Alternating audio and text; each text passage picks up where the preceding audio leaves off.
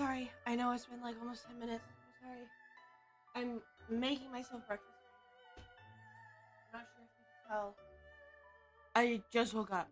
I kind of slept in. I decided that, like, hey, I'm a little tired. It's okay. I'll just, like, sleep 5 more minutes. And then it was 3 hours. I don't know what happened. I'm gonna be completely honest with you. It just kind of happened. But I'm almost done. My bagel is being bageled. I came up to, like, put some stuff up here. I'm gonna go down, get my bagel, and I'll be right back up, okay? I swear I'm not just, like, sitting here making you guys wait, okay? I'll be right back.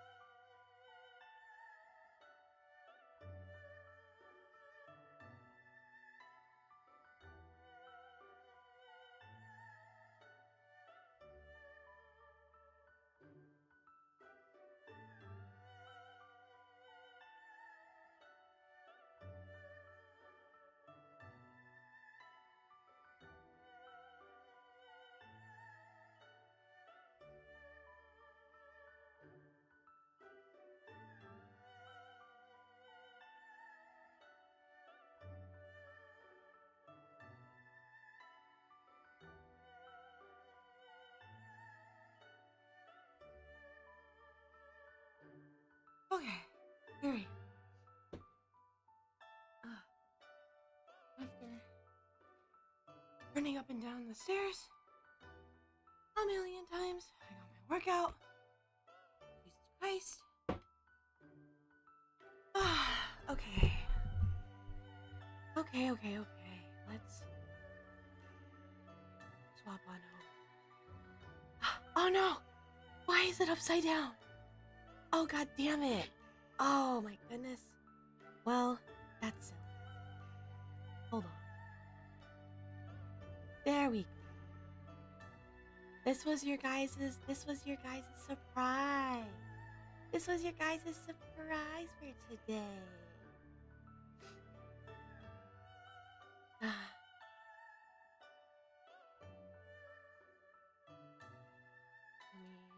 Oh, you get toes. You get grip. It's okay. I've had toes on here many a times and they haven't done anything.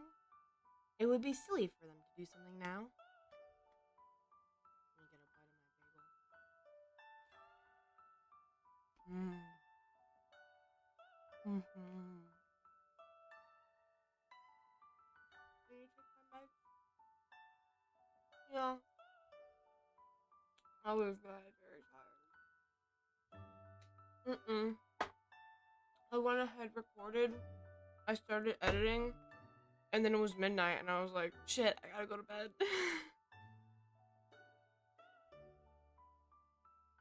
So I did not finish it.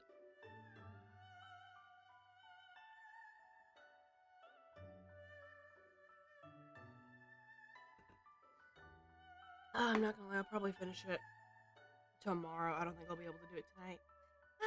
Thanks for the high five.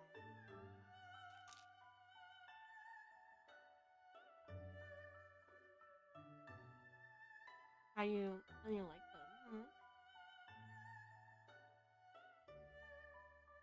Mm-hmm. Mm-hmm. Ah, what the fuck is that? Wait, what is that? Huh? What? This is like a feather or something? What? Looks like marker. How the hell? Brother, I just took this out of the packaging. Oh wow. I have no idea what it could be. That's unfortunate. We got black nail polish.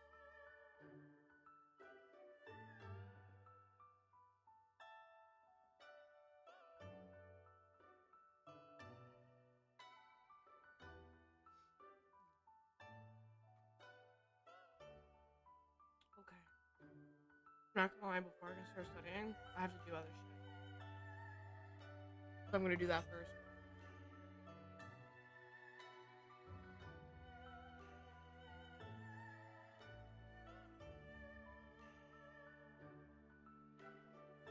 Ah, there's a chicken outside.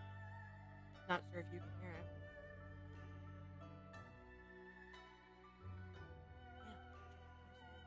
Yeah. Girl, it's like 11:20. How? Why are you cacawing now? It's a bit late, don't you think?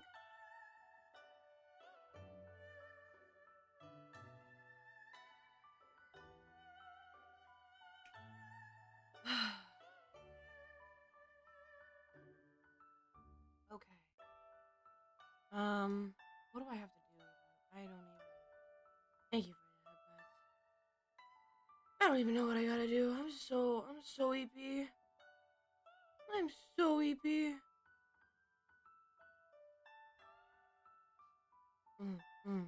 Good. Good.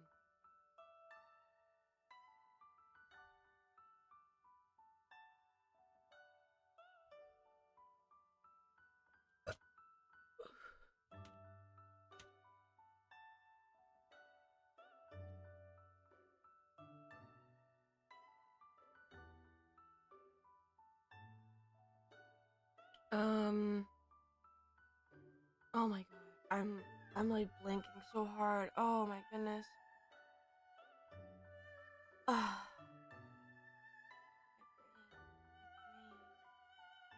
Empty.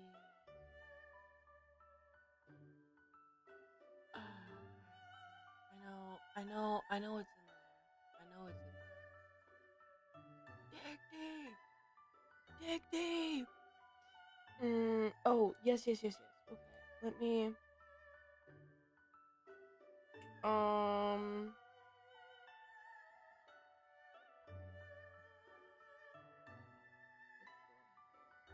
listen to this.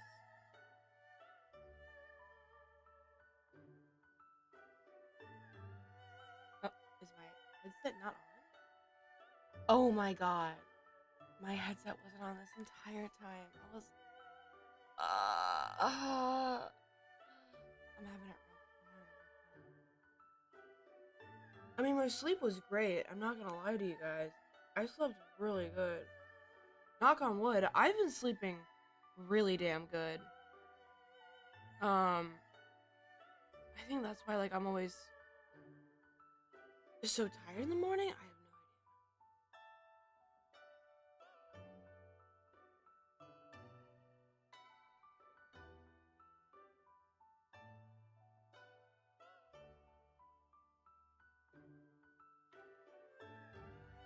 idea. Good afternoon.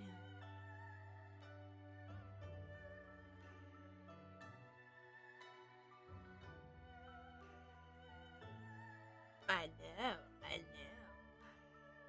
Some pretty rad socks. Thanks to a pretty huge chat of mine. Pretty huge chat in the call.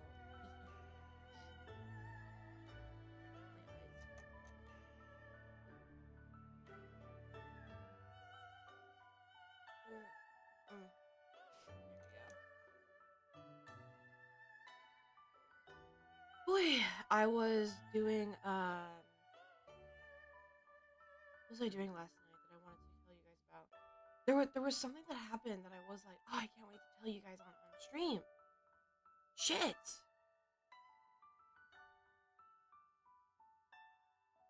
What is it? Oh my god. I swear I have a really cool story for you guys. I swear I do. I swear I do. I just can't happen to remember, apparently. That's pretty not cash money in me, not gonna lie. Kinda cringe.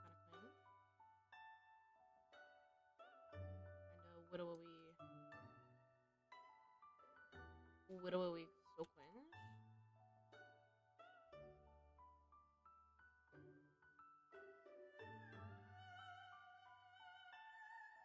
I don't know. I'm on basic functioning. If you can't tell, I'm so sorry. Thumbnails.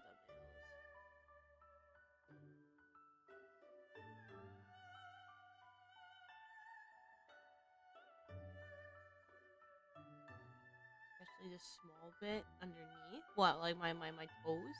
Don't look at that. Don't look at. Here. I'll show you this foot. Like my toes. My toes or my nail polish. You like my nail polish? Do you like my nail polish? Guys, you like my nail polish? Do you like it?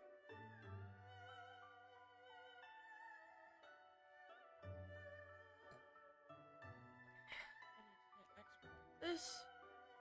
That's not the funny export button. Export. There you go.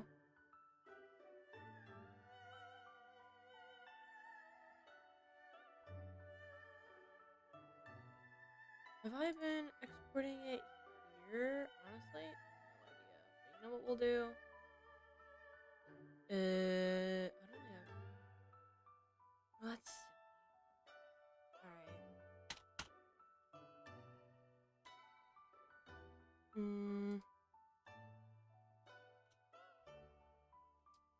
And then we'll go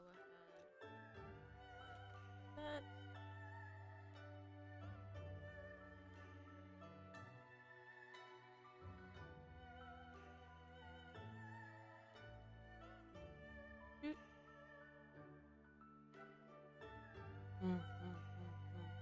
Well, no, this isn't supposed to distract you. This is supposed to keep you paying attention to your studies. You know, this is like this is my like jingle jingle jingle. You know, my jingle jingle. That's what this is. This is not supposed to distract you. No. That would be bad. That's the opposite. That's the opposite of what I want. You know?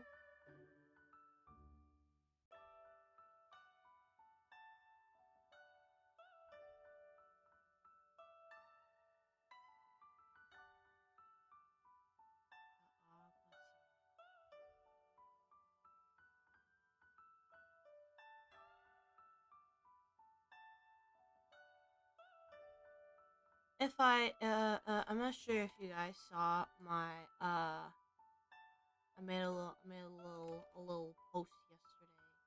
not sure if you saw it, but in case you haven't, I'm gonna rant to you guys. And it's not really necessarily a rant, but like, I I want to tell you guys about this because it's very, very important. Um, so I'm not gonna lie. Okay, if you didn't know already, if you didn't know, I like it. I do. I've been listening to it for Jesus Christ. It hurts to say this. It really hurts to say this number, but I've been listening to like 10, 11 years. Oh my god, that really, really hurts.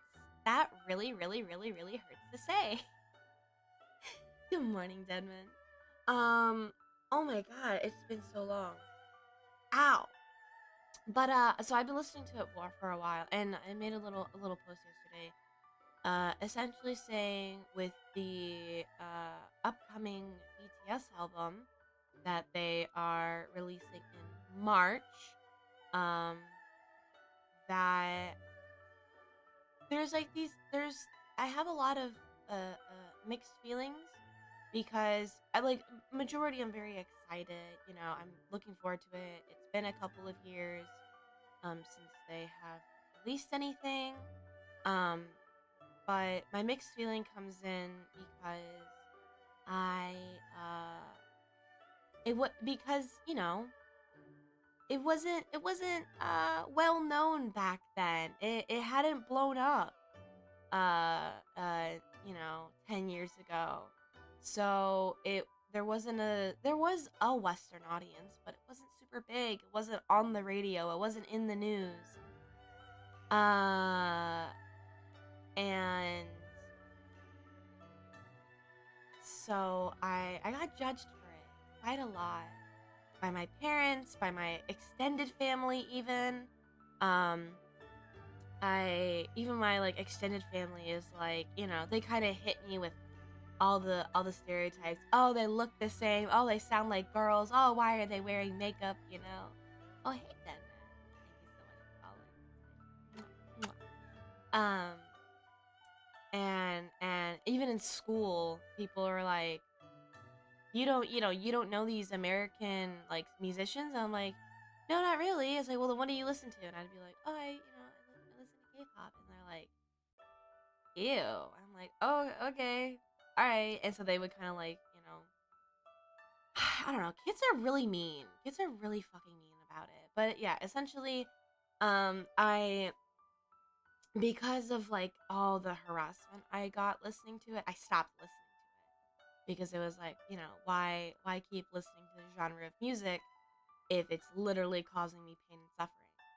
So I stopped for a handful of years, and I just recently got back into it, and I've been really enjoying it. I've been enjoying catching up on my like artists that I used to listen to. I'm catching up on, you know, new artists now, and that's why I kind of have like mixed internal feelings about this album, but I'm very excited. I'm really looking forward to it. Um I hope that, you know, it's a dream. I would always love to go to concerts. But concerts are really hard for me because since they're so loud and I have sensitive hearing, it it's kind of hard for me to you know, go to concerts. So as much as I would love to, I always want to. It's just not always super realistic of me. But yeah, I I I like it. I love it.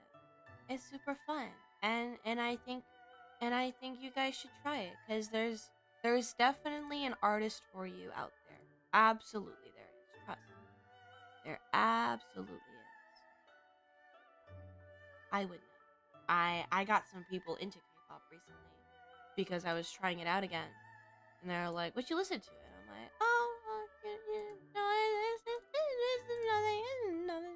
it's nothing, you know, nothing." And they're like, no, just fucking shut up and tell me what you're listening to. And I'm like,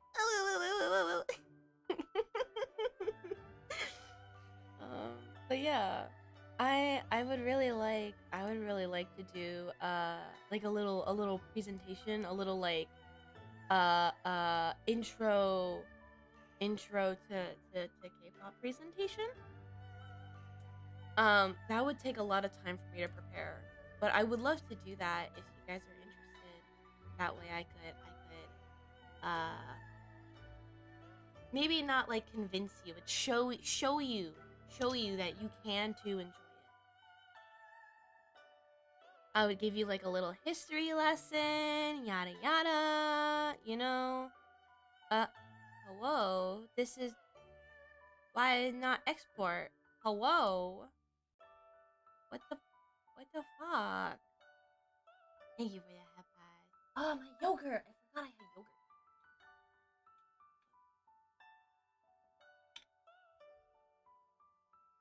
That's fair. That's fair. VTuber talkers are very convenient. They're very convenient. I like them. But I want to go. I would want to. I've like even since like as a kid, I wanted to go to like American artist concerts because it's always been appealing to me. You know, it's like it's a certain kind of energy that I really like. Motherfucker, how is this too big of a file, my fucking ass? Too big of a file, my fucking ass. How about you suck my nuts? How about you actually suck my fat nuts? Actually, I need to make sure if I delete this layer that I'm gonna be able to get it back. Okay. Okay, great.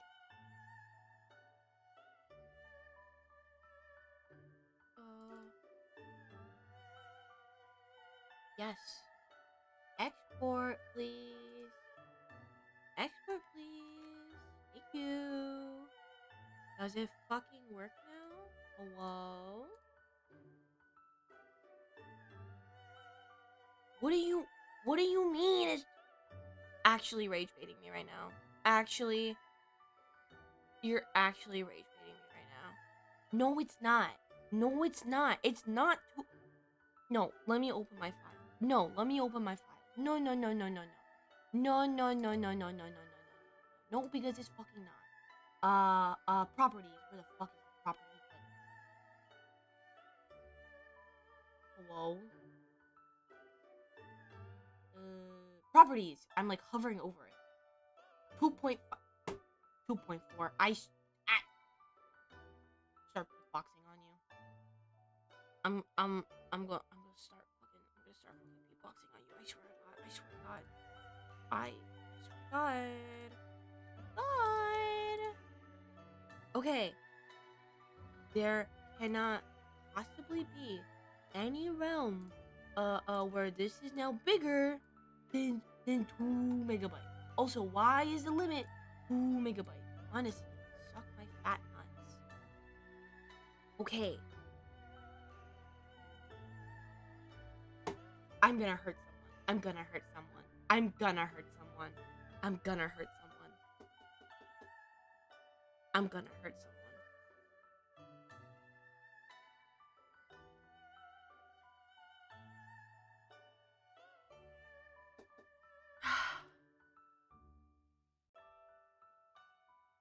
I'm gonna fucking hurt someone. I'm gonna fucking hurt someone. Fucking finally. Okay. Okay. It's working. It's working. We got it. We got it. Okay. No more hurting. I'm not gonna beat anyone up anymore. We're all good. We're all good. We're all good. We're all good.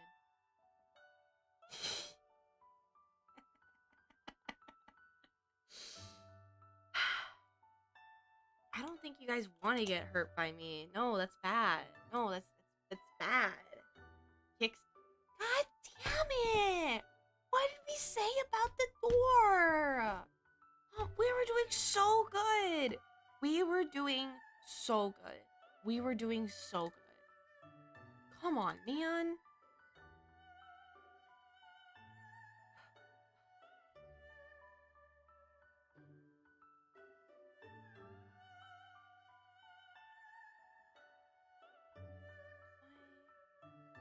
Here it is. I must make. No, but I like my doors because like it's my privacy. I like my privacy. I like my doors.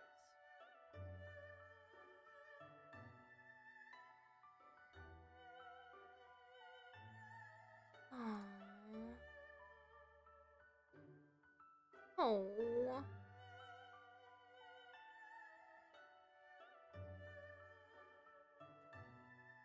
And then let me doot, doot, doot, doot.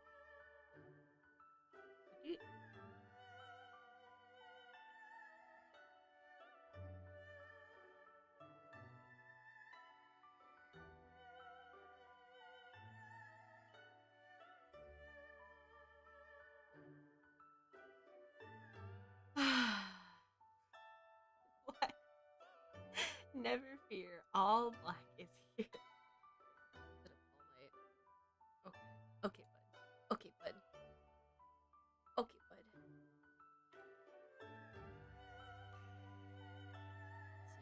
Save.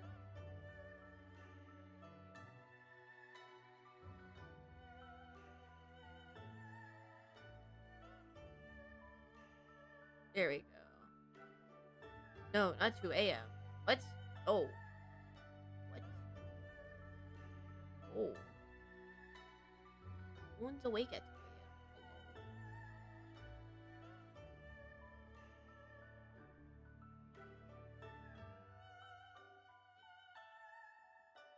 a.m. Yes. Wonderful. The fuck you mean? You got. Oh, whatever. Whatever. I'm not gonna get rage baited today. I'm not. Okay. I did that one thing. I'm gonna finish my breakfast now.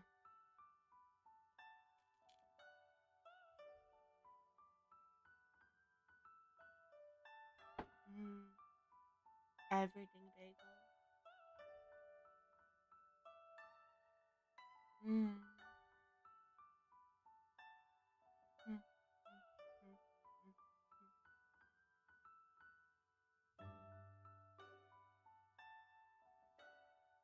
I'm not gonna lie. I used to back when I would visit my grandma in New York when I was a kid. We used to go to this like bakery,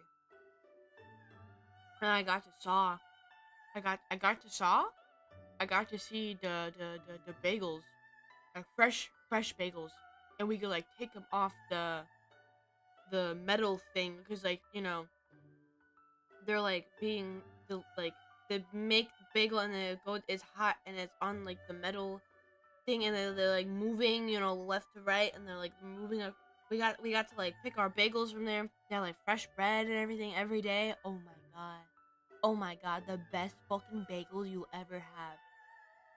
I'm not gonna lie, New York should be known as the bagel state because what the fuck you mean? Like how are they always so good with their bagels no matter where you go in the state and they're not known as the bagel state?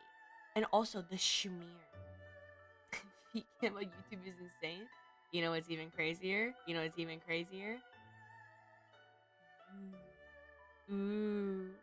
Feet cam on Twitch is even crazier. Mm-hmm. Mm-hmm. Mm-hmm. It really is. I'm like, oh, the smear that they put, dude, they put so much cream cheese. A lot of people complain about the amount of cream cheese that they put on. I love it. There is never too much cream cheese for me. I had one time I had a bagel. I was in Manhattan, and they gave me like an inch thick of cheese on my bagel. I was like, ah. Give me a honey packet with that, baby girl. I'ma fuck this shit up, and I fucked it up. I did. feet are illegal. Fetish content is, but feet aren't illegal. This is not fetish. This is simply me showing off my feet. That's all. You know? Hmm. Yeah.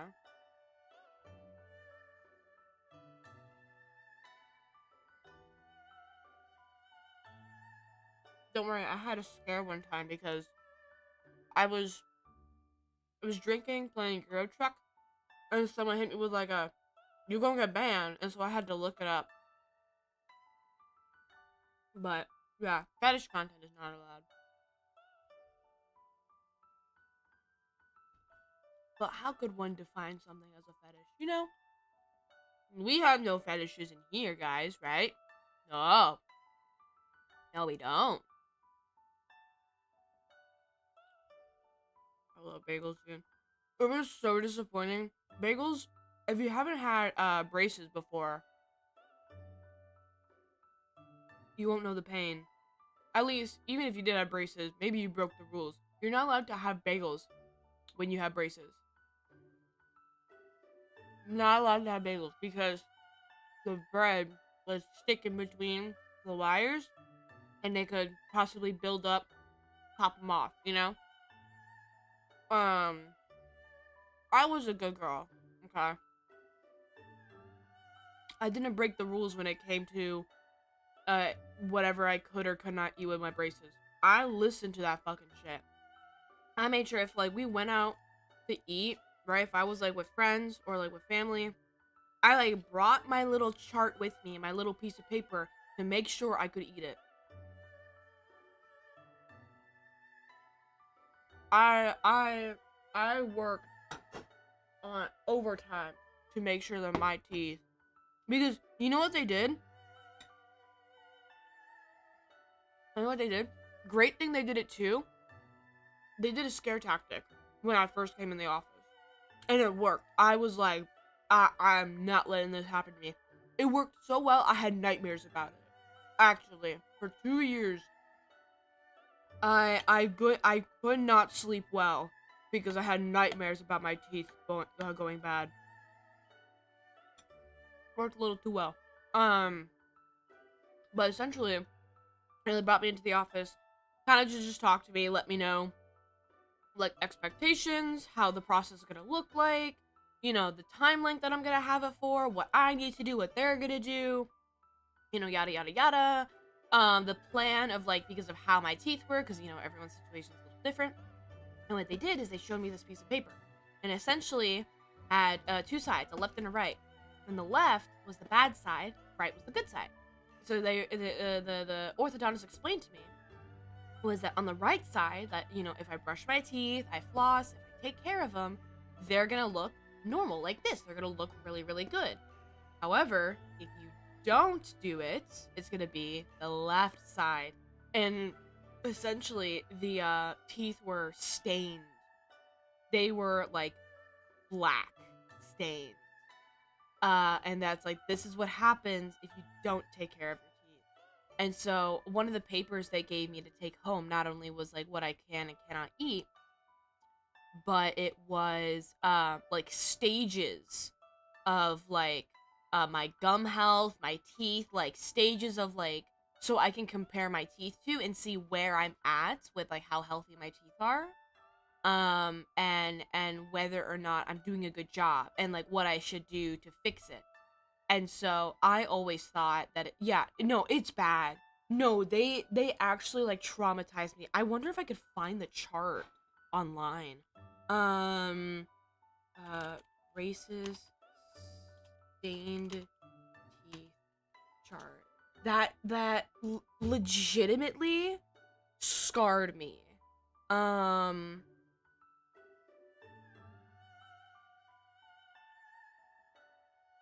that was like one of them.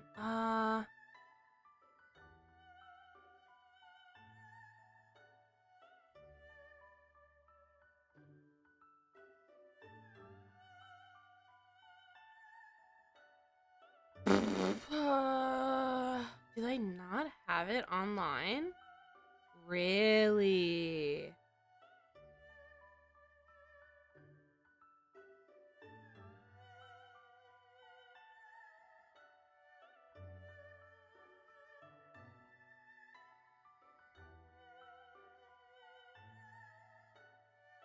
Maybe if I just do like braces chart.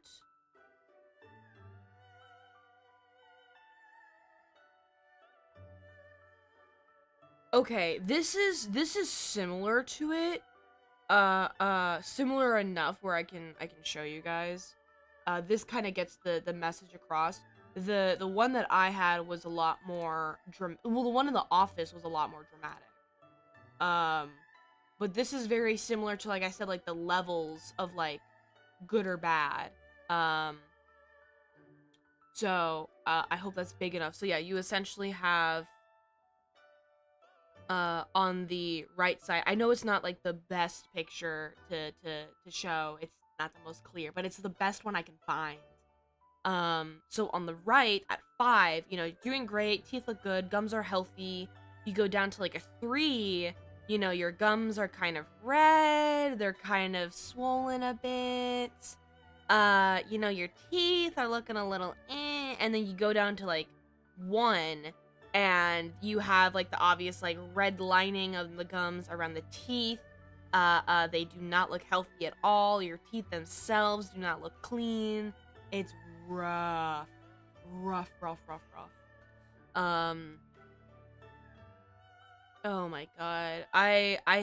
Listen, I liked having braces for like a certain amount of time, but I really did hate it. I really did hate it.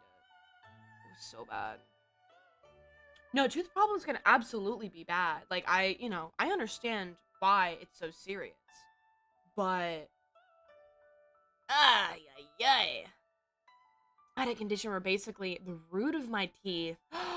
Oh, you got a nerve infection, which could lead to deadly situations. Yeah. Oh my god. No. When it comes to like nerve pain and teeth, it's so bad. I know a couple people, some patients in the hospital actually. Um, due to them being drug users, they have really bad dental health and they have really bad nerve pain. And because of that, they use more of their drug of choice to numb the pain. But that drug of choice is what's causing the dental problems. It's an awful cycle, but no, it's so bad. Oh my god. That's good. That's good. At least you got taken care of because I know some people don't. Um, I had teeth problems. I had an extra set. Really? Oh my god. That's interesting. I didn't know you can have an extra set. I know I got a lot of my teeth extracted because they weren't aligning very well in my mouth. I have a very very small jaw. Very small jaw. Um and because of that, I got a lot of jaw pain because of the tension between my teeth. There wasn't enough space for it.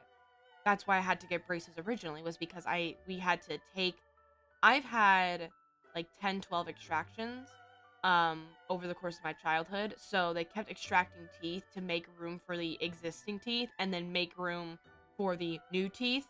And so then I got some extractions just before getting braces. I had to get it before I got braces. So actually, I'm missing teeth in my mouth, really. I not like I have like gaps or anything, but like, you know, I should have more teeth. Um but a small jaw, it fits well. I'm fine. Um but it was rough. I hated getting my teeth extracted because I never got proper anesthesia, so I felt everything. That's why I hate going to the dentist. I still do to this day. I do not go to the dentist because I'm terrified of them. Absolutely terrified. Um because it's trauma. It's trauma, and you know, no, I'm scared. No. I like cannot trust a dentist to like tell me, "Oh no, it's okay. We do everything correctly." Because it's like, well, I've been told that before. Trust, okay. I had braces in my childhood. Yeah, yeah. No, that's rough when they come out crooked. It's just bad luck, really. They had to cut open the roof. You got it like deep in there. Oh my god. I feel lucky for my teeth all of a sudden. Feel blessed. To anyone who like never had to like get their teeth ripped out or had to have any intensive surgery. Has always had good dental health, no braces, no spacers, no nothing. You should feel lucky. You should feel lucky. No, it does. Yeah. People don't consider that teeth health is very important for your overall health. And I think that's because they're separated. You know, you don't go to the hospital for teeth issues. You just go to the dentist. Um and I think that's where hold on, I'm going to turn on a light even though I have the window open. It's just that it's not tracking very well. Okay. There we go. I think it's like that's like cuz it's not as stress, with like your whole body health. I don't know. But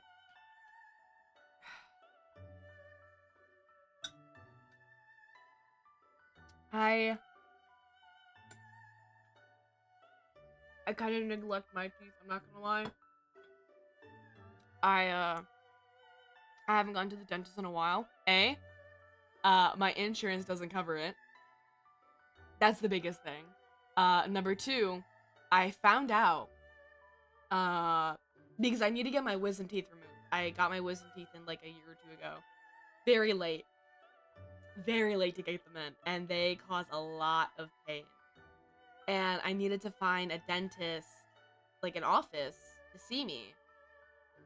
And I found out that out of all the offices in my area, there is a singular office that takes my insurance. And even then, my insurance doesn't cover dentists. So, yay. Great stuff.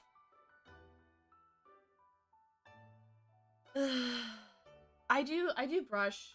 I'm pretty bad with flossing. I've always been really bad with like remembering to floss. Other than like when I had braces. Like I said, I did everything then. But no, I'll have it where I'll do really good for like a couple months and then like I'll forget a couple of times and then I just fall out of it.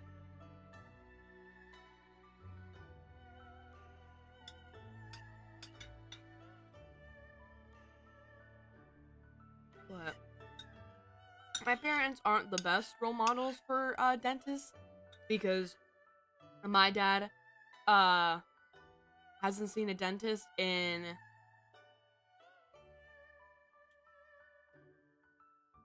20 years, 25 years, maybe more. Uh he hasn't gone. Uh so yeah, his argument is that they are scammers. And, if his teeth are good and healthy without them, then why does he have to go to them, His teeth his teeth are very healthy. He used to be a smoker, so they're not very good, but, whatever you say. Whatever you say.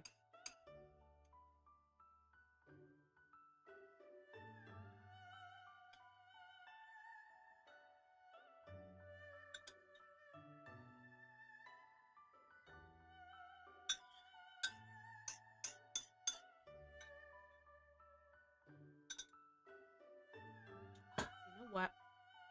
I'm feeling, rather than the background,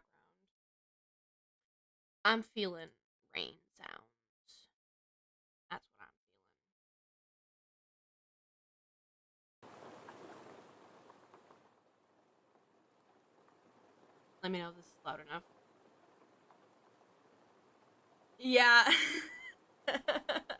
Well, smokers always know what's best for the health. No, that's true. Now that, oh, oh yeah, oh yeah. And this crazy is that he stopped smoking. He stopped when I was like 4 or 5. So, it's been a couple decades, and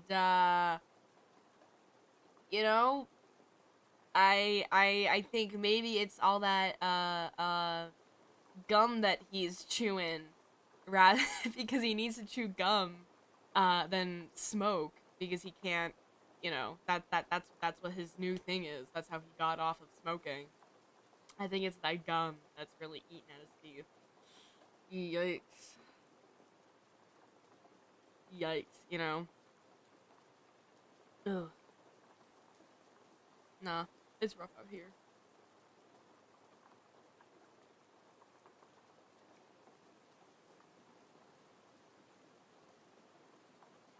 It's rough out here. I gotta sneeze. I know it's gonna go away. It feels like one that's gonna go away. Oh no, no, no, it's right here.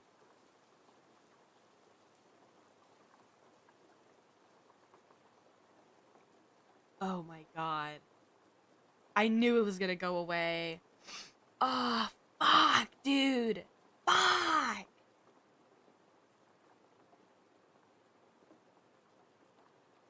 I'm so mad.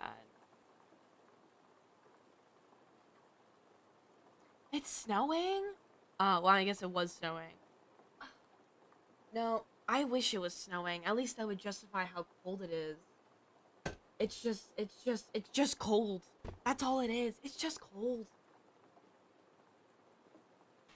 I don't like it. I don't like it. I wouldn't mind the cold so much if there wasn't like wind chill. It's hard to go out in, very like thin pajama pants and like a sweater and my slides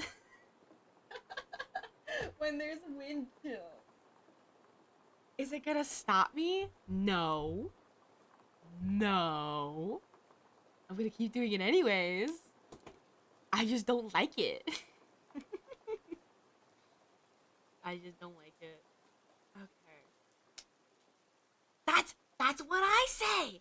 That's what I say every time someone like goes whenever I'm with someone and they're like, "Oh, it's so cold outside." I'm like, "It's just the wind. It's just the wind. No. No, it's just the wind." Which apparently I learned is a very Midwestern thing to say. Sue me. I'm right though. So, well. Okay. Today for studying, I'm gonna go over 3 case studies and I'm gonna see if I can do something in my other review book. Okay. So, I'm gonna read this out to you guys. We're gonna do this together, okay? That way you can see what I have to do for my license. All right. So case study number 4, because I did 3 yesterday. Shortness of breath, edema, and decreased urine output. Okay. The scenario is this: Mrs. J is a 63-year-old Hispanic female who is being admitted directly to the medical unit after visiting her healthcare provider because of shortness of breath and increasing swelling in her ankles and calves. She is being admitted with a diagnosis of chronic kidney disease. Mrs. J states that her symptoms have become worse over the past 2 to 3 months and that she uses the bathroom less often and urinates in smaller amounts.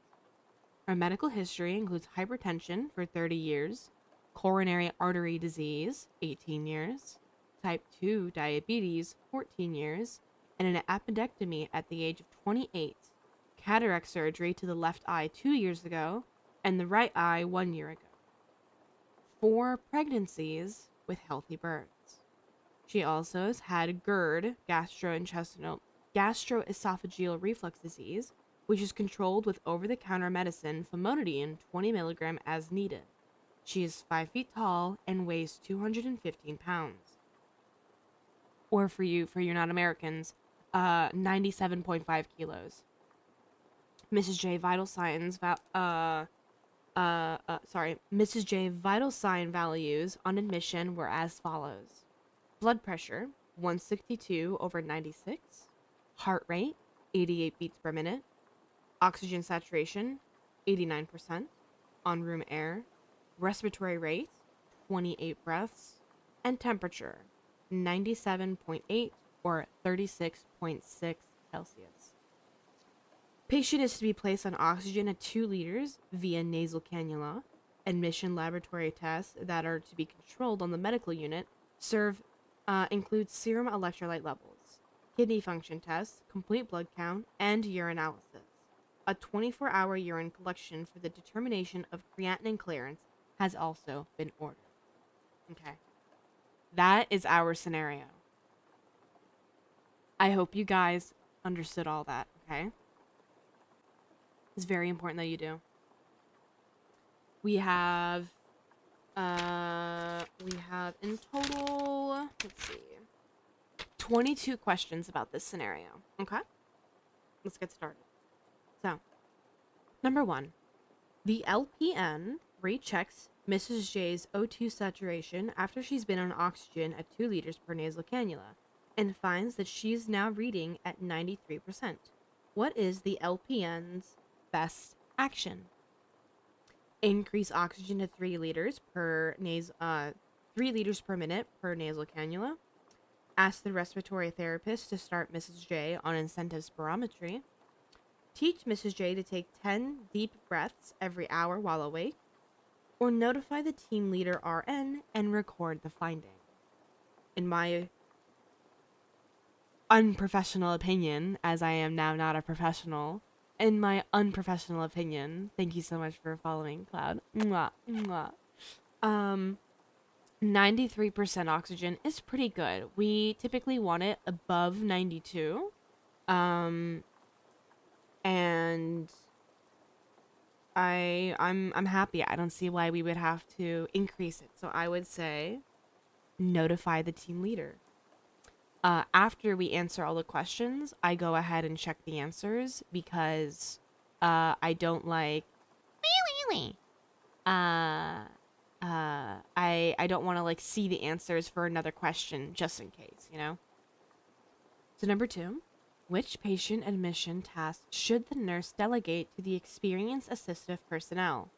Select all that apply. One, some, or all responses may be correct. Check vital signs every 4 hours. Yeah, I would say so.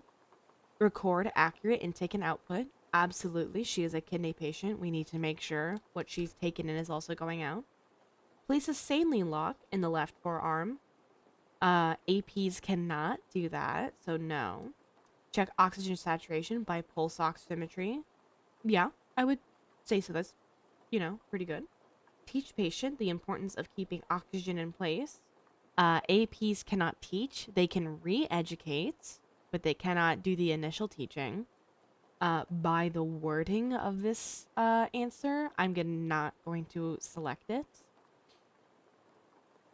Just because I think it's trying to trick me. And then the last one, check and record the finger stick blood glucose before lunch. Absolutely. She has diabetes. We need to do that. Number 3, during admission assessment, Mrs. J has all of these findings. Which findings should the nurse notify the healthcare provider immediately? Bilateral pitting ankle and calf edema rated +2. Crackles in both lower and middle lobes. Dry and peeling skin on both feet. Faint but palpable pedal and post-tibial pulses. Now, bilateral swelling and the pulses, right? The pulses are going to be faint because you have the swelling. And the swelling is expected for a kidney patient because it's extra fluid that's not being released from their body. It's being kept within the vascular space. So those are non-urgent signs. We have the peeling skin and the crackles. Peeling skin is not an emergency.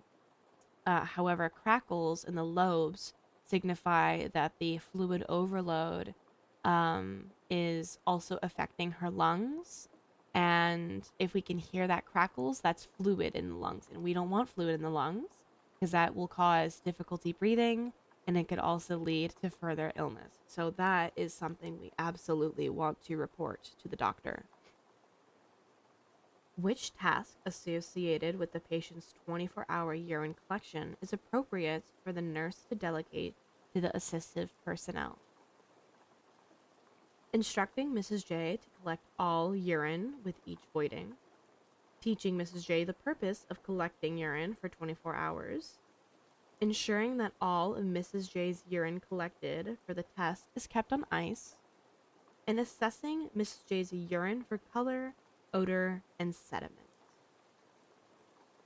Now, something important when it comes to assistive personnels or APs, the book calls them that, but they're also known as like techs or care partners, caregivers, is that they are unable to do any sort of assessing. They can assist, they cannot assess. They are not trained for that. So, assessing urine is not going to be the answer. Teaching, again, not the answer. The APs cannot teach, but they can re-educate. Instructing the urine, and then ensuring the urine's collected. I'm going to answer as ensuring the urine's on ice, as that is a very important thing when it comes to 24-hour collections. Reason why is because urine is going to grow a lot of bacteria in it. Thank you for the head pat. It's going to grow a lot of bacteria in it. And so to keep it on ice is to slow that process. So when we test the urine, it is as untainted as possible. So we're going to go with that one, as that is the best task. Number 5.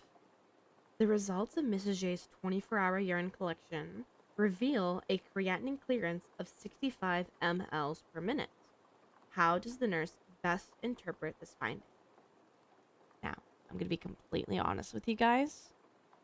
I don't know lab values, only because they told us we don't need to know it for the NCLEX. So they never bothered teaching us lab values. They never bothered teaching us. Because they said we don't need it. I'm going to go ahead and look it up, though. Creatinine lab value. That way I can... Goose. Oh my god. Guys, I need to take a picture of Goose. Oh my god, she's being such a precious baby. Hold on.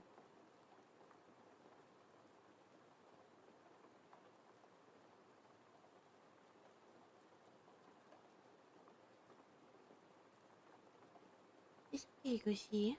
It's okay.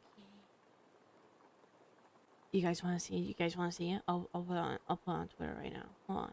I'll put it on Twitter. Hold on. Look at the baby. Look at the baby.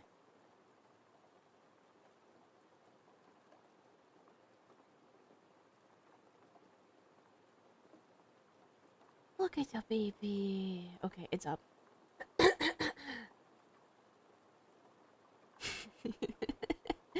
Goosey being precious is very normal for her. It absolutely is.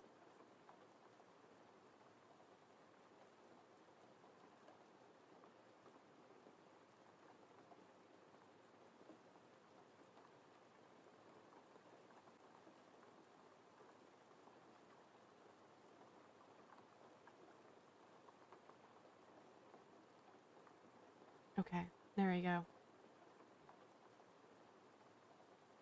You have cat. Okay, so a regular creatinine level is supposed to be 0.59 to 1.04. Hers is 65. So some might say it's a little high. It's a bit high. So creatinine clearance is lower than normal. Creatinine clearance is higher than normal. Creatinine clearance is within normal range. Creatinine clearance indicates adequate kidney function. That shit's high as fuck. That higher than normal. That higher than normal. Okay. So, which risk factors in Mrs. J's history indicate increased risk for chronic kidney disease? Hypertension is a big one. Hypertension not only affects your heart health, but it affects everything else in your body. You will see a lot of times with kidney failure comes heart failure. There is GERD for pregnancies. I will put type 2 diabetes for sure. Patient is Hispanic, coronary arteries. I will actually put that. Cataracts and long-term use of famotidine. I don't remember any indication that famotidine is nephrotoxic. Nor that GERD affects it. It is possible that the 4 pregnancies may have affected it, her kidneys. And I'm not sure if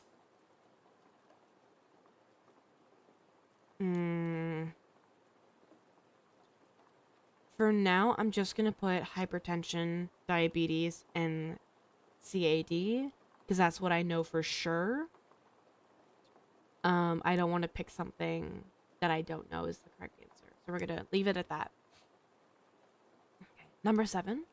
The RN reviews Mrs. J's laboratory results. Which laboratory finding is of greatest concern? Potassium of 7.1, creatinine of 7.3, BUN of 180, or calcium of 7.8. Now, one thing that I do know when it comes to lab values is electrolytes, because in one class, God, that class has traumatized me. In one of our classes early on, they didn't know yet that we didn't need to memorize it, so we had to memorize it.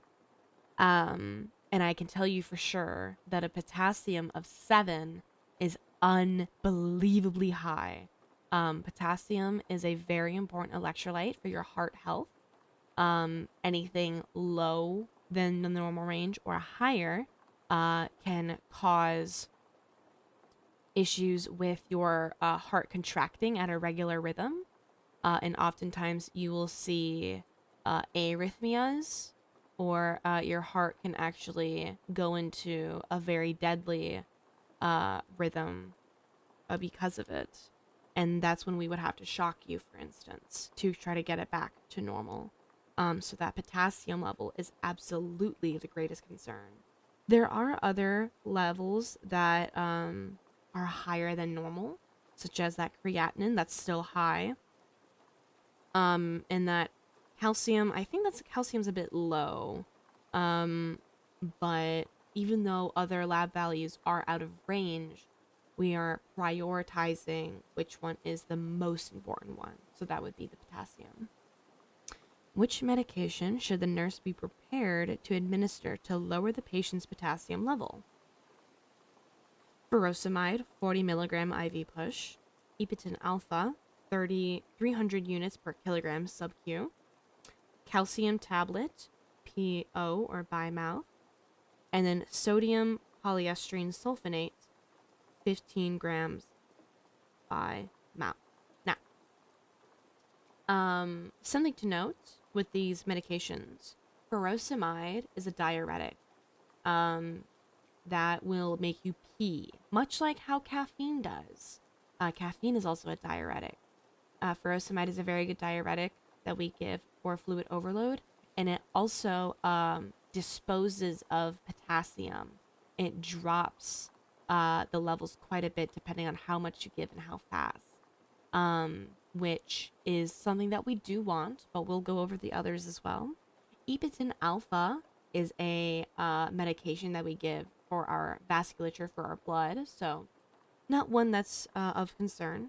Calcium, not really needed. We don't need more calcium in our body. That's not going to do anything for potassium. And the sodium polyestrine sulfonates. I know it by another name. And I cannot think of it. Oh Oh my goodness. Oh my goodness. We originally learned this under another name. Hold on. I can't, what is it? Sodium, polystyrene, sulfonate. What's, oh, yes. Okay. It's, the name is, K-exalate. K-A-Y exalate. That's the brand name, but we have generic names, and I hate it. You would think that a sodium polystyrene sulfonate has to do with your sodium. No, it's known as K-exalate. K-exalate is a potassium binding medication, um, and that is used commonly to treat high potassium levels in the blood. Something to note is that the potassium level, it's a serum potassium level, meaning it's in the blood. So the K-exalate would be better than the furosemide, but it's also by mouth.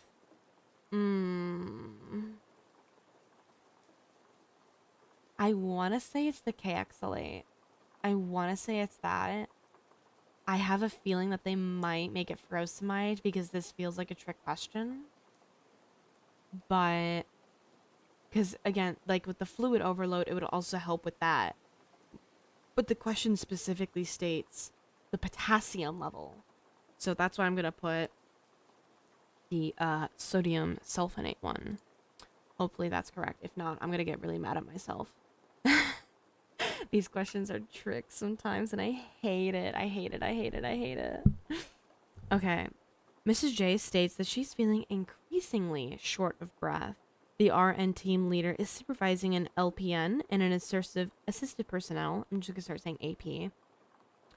Which nursing care action for Mrs. J is the most appropriate to assign to the LPN? Checking for residual urine with the bedside bladder scanner.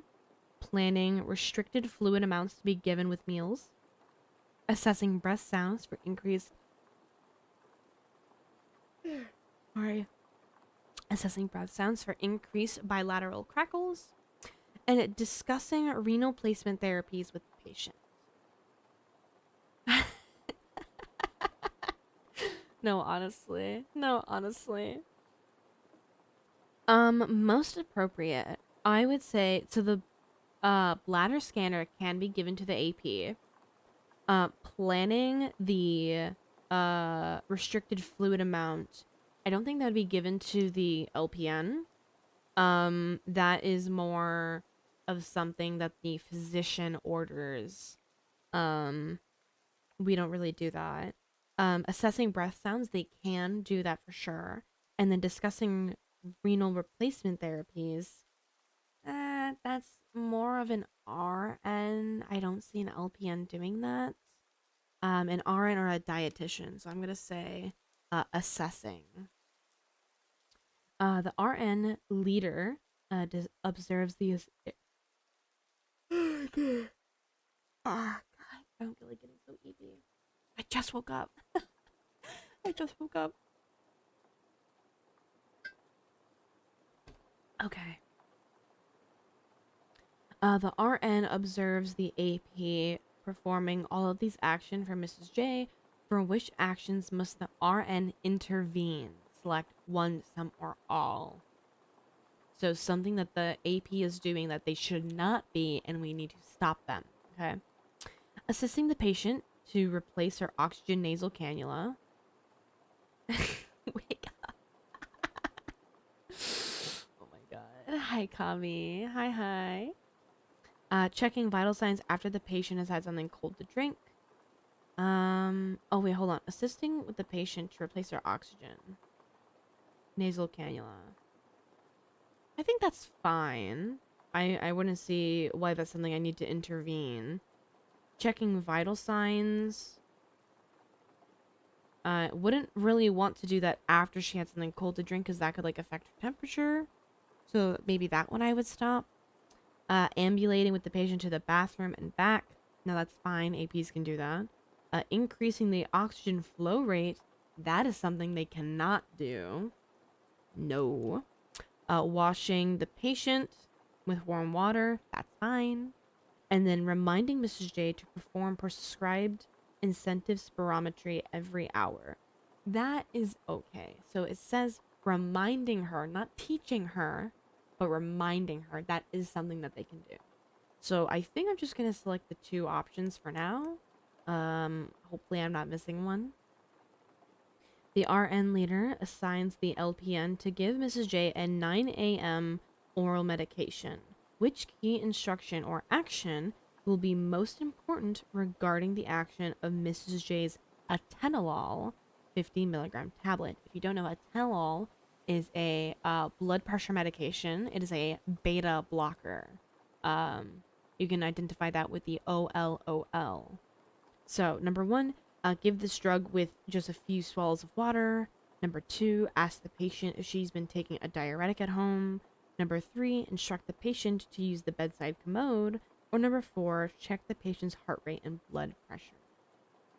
So, drinking it with water, I mean, yes, you want to do that. That's not the most important action out of the 4. Asking the patient if she's been taking a diuretic at home.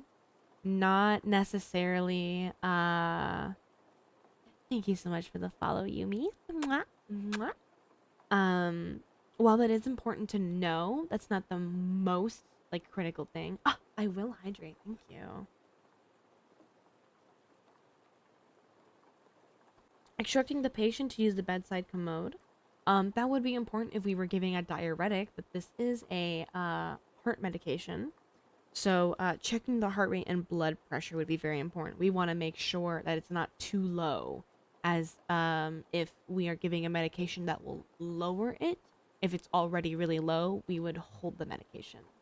Oh, thank you for the posture check. I'm actually going to stretch as well while I'm at it. Ooh.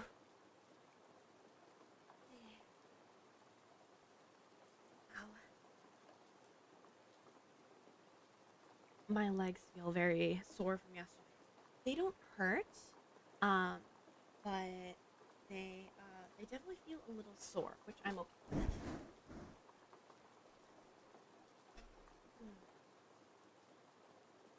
Okay, let me move this.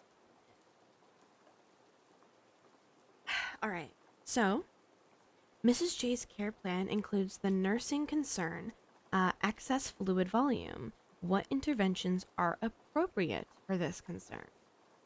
Measure weight daily. Absolutely. That is the most accurate way to be able to measure fluid changes if you're suddenly having an increase of fluid kept in the body, or if you're having the fluid removed. It is the most accurate way. You do that first thing in the morning, but like when you wake up. Monitoring daily intake and output. Absolutely. We need to make sure we're knowing how much is going in and how much is going out. Restrict sodium intake with meals. The reason why that would be is because sodium and water, they have a balance to where if you have a high sodium amount in your body, that means that you are dehydrated. You have low water. And if you have a high water, you're overhydrated, you will have low sodium. So you need to give more sodium to essentially have it bind together. So we wouldn't necessarily want to restrict sodium if we have an excess of fluids. Restrict fluid intake to 1500 mils plus urine output. I would say we should restrict how much fluid she's taking. I would think so. Rand, did you accidentally put a link in there, or were you trying to show me something?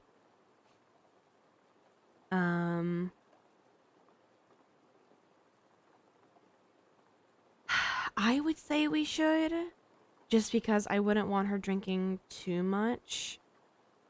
I would assess for crackles. Absolutely. We already talked about that earlier. Checked for peripheral edema and note any increase. Very important to see how that fluid on her legs is going. Assess for level of consciousness. With that dehydration I was mentioning with the sodium in the water, depending on your levels of sodium, if they're high or low, you can actually see a change in level of consciousness. You might become a little confused because you ever feel really dehydrated and you get really dizzy all of a sudden. You're a little not really sure what's going on. That's what that is. It's because you have low sodium levels. Now, an extremely low level that would, it's not a simple dizziness, but it's something we will want to make sure. And then ask the patient about a headache or blurred vision. Um,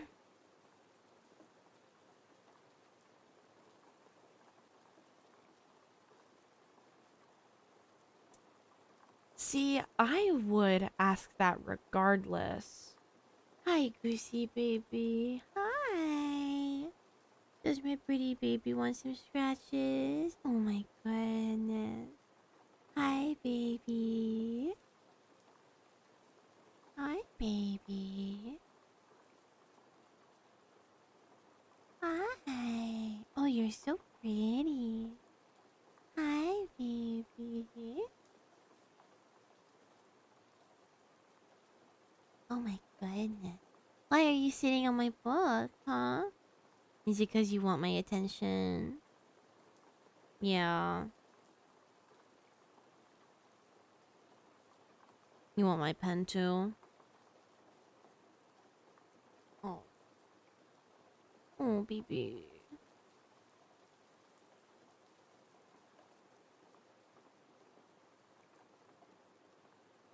Guess I can't study. She's like sitting in the middle of my book. Okay. Um I mean, I would ask. I'm gonna put that. I would ask about the headache.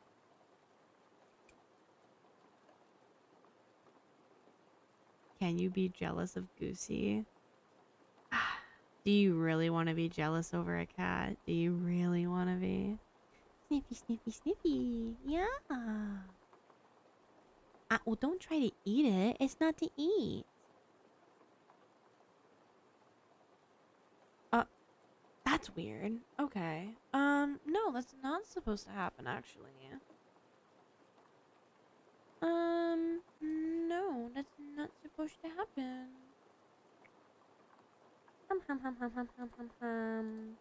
Why is it happening? Let's see.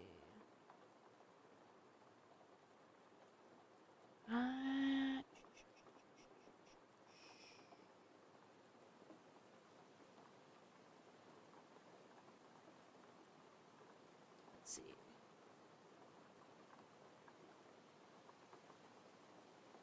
Okay. You should be able to do it now. I think I fixed it. Hi, BB. You really like my pen, huh? Yeah.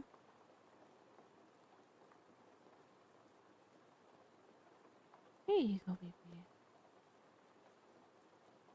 Here you go.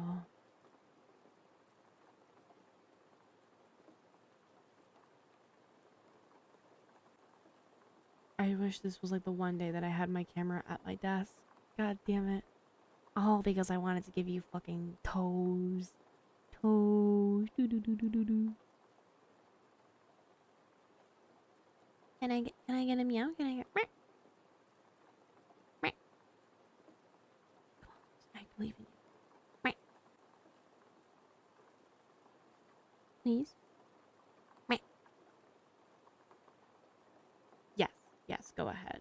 You should not get uh uh timed out. You should not. If it does, I'm sorry. I'll try to fix it again. I thought I fixed it the first time. It's my home, Lucy. It's my home.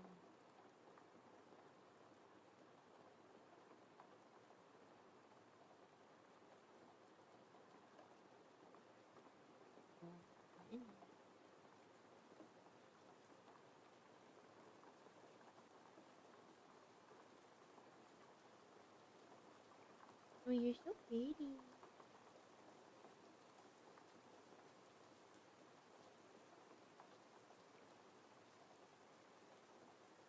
She's getting so big. It makes me so sad.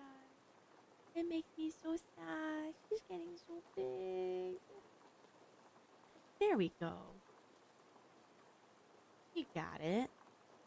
Why'd you clip me to begin with? Why am I clipped?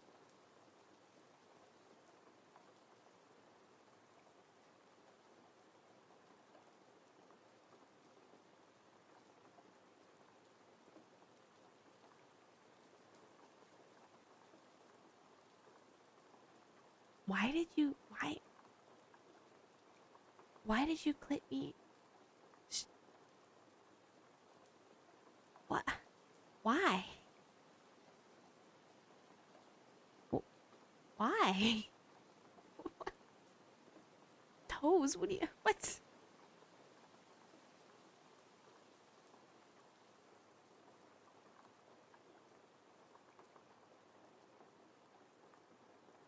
Toes. Because why not? That's fair. That's fair. Go ahead, pop off.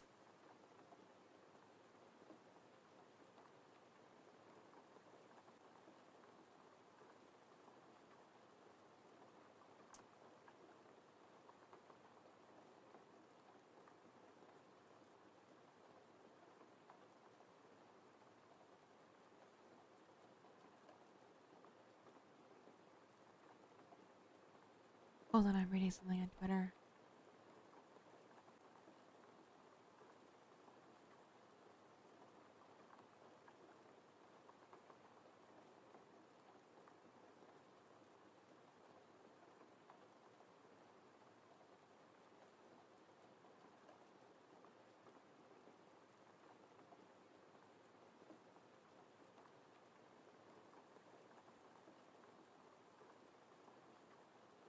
Okay. Base mythos. I saw the mythos announcement if you guys haven't seen that. Um I've been wondering like what the hell is going on? Like, hello? But to see like, I had assumptions of course, but to see that they transferred over the company to Trey, I I'm happy. I'm hoping for the best for them.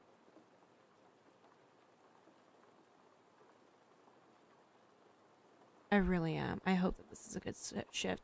It's also, instead of like Mythos completely uh um graduating or like disbanding, that would be awful. Instead, we get good news and Trey is now this, I'm crossing my fingers.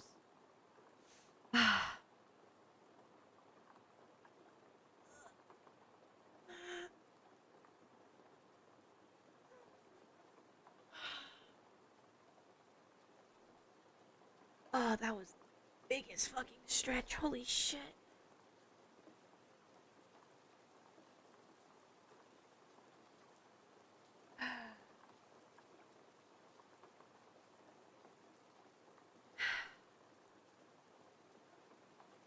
I was Nux running Mythos? I didn't know who ran Mythos previously. Hello, my tracking. Um, I don't know.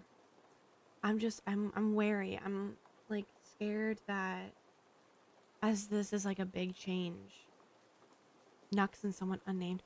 Okay, because I thought it was unnamed originally. That's why I was like, whoa, hold on. I didn't I didn't know there was actually a named person. I thought they were unnamed. Okay, that makes sense. Nux as in like, hold on.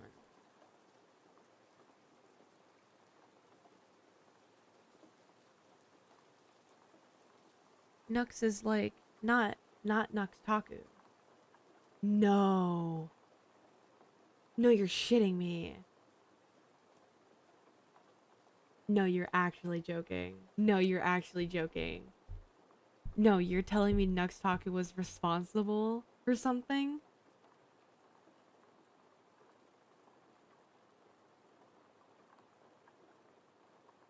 No fucking I'm not gonna lie. I'm gonna be completely honest here. Uh I can't see Nux's Twitter because I blocked them. I didn't like them, and I was like, I don't want this person on my feed, so I blocked them. They're just, I've only ever seen bad things from them, and like, especially like on YouTube. So why would I want to see it on Twitter? Holy shit. It was actually, I didn't know that. No, if I knew that previously, oh my god. Oh my god. That makes so much sense. Yeah. Oh, hello. Hello, ACL. Listen, I'm not one to particularly badmouth VTubers. However, I don't like Nux. Um I think he is kind of shit, kind of a shit person. And honestly, the fact that you're still in this community and you like have the balls to keep being problematic is wild. Um what the fuck, you know? Like, you are only in controversy, you feed off of it, and honestly, I'm like kind of disgusted by you. Like, you know, you would make a great Minecraft YouTuber. I'm not gonna lie. You would make a great flesh tuber vlogger. Um, I think you're in the wrong space, my man. We don't want you here. I don't want you here. No, you can fuck off, honestly. Again, I'm not one to hello Daj. Thank you so much for following. Mwah, mwah. I'm not one to, openly badmouth VTubers. I just don't badmouth VTubers in general, but I listen, if I see a bad person and I don't like them because they're a bad person, I'm gonna say something. I'm gonna say something. I'm gonna stick up for myself. And I think for the community as well, they're bad. You can leave. Thank you. Okay. Goose is off my book, so we'll keep going. We only have a couple questions left. Okay. RN is delegating and assigning care for Mrs. J related to her type 2 diabetes. Which action by the RN indicates that the charge nurse needs to intervene? RN delegates fingerstick glucose to check newly hired AP. RN assigns administering morning dose of metformin to the LPN. RN refers to this patient as a dietitian. Oh, sorry. RN refers the patient to a dietitian for education about diabetic diets. And RN assesses the condition of patients' feet daily. Let's see. Where do we need to intervene? I think it would have to be the finger stick to a new AP because you have to be trained to be able to do that, and I'm not sure this new AP necessarily knows how to do it. Everything else seems good, so I would question that one. After discussing renal replacement therapies with the healthcare provider and nurse, Mrs. J is considering hemodialysis, which statement indicates that Mrs. J needs additional teaching about it. I will need surgery to create an access route for dialysis. I will be able to eat and drink whatever I want after I start dialysis. I will have temporary dialysis catheter for a few months. I will be having dialysis 3 times every week.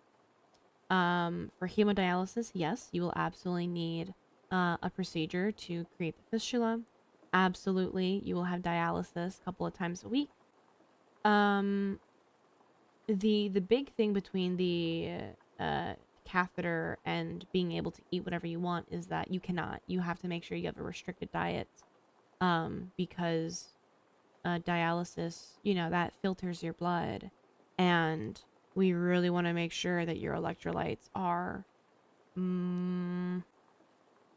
monitored, normal range, managed is the word I'm looking for. Managed. 15. The RN is precepting a new nurse orientating to the unit, who is providing care for Mrs. J after her return from surgery to create the left forearm access for dialysis, which action by orientating nurse requires the preceptor to intervene. Monitoring the patient's operative dressing site for evidence of bleeding. That's pretty good. That's pretty good. Obtaining a blood pressure reading by placing the cuff on the right arm. That's good. That's good. The fistula is on the left side, so we would have to take it on the right side. No, that's good. Drawing blood for laboratory studies from the temporary dialysis line.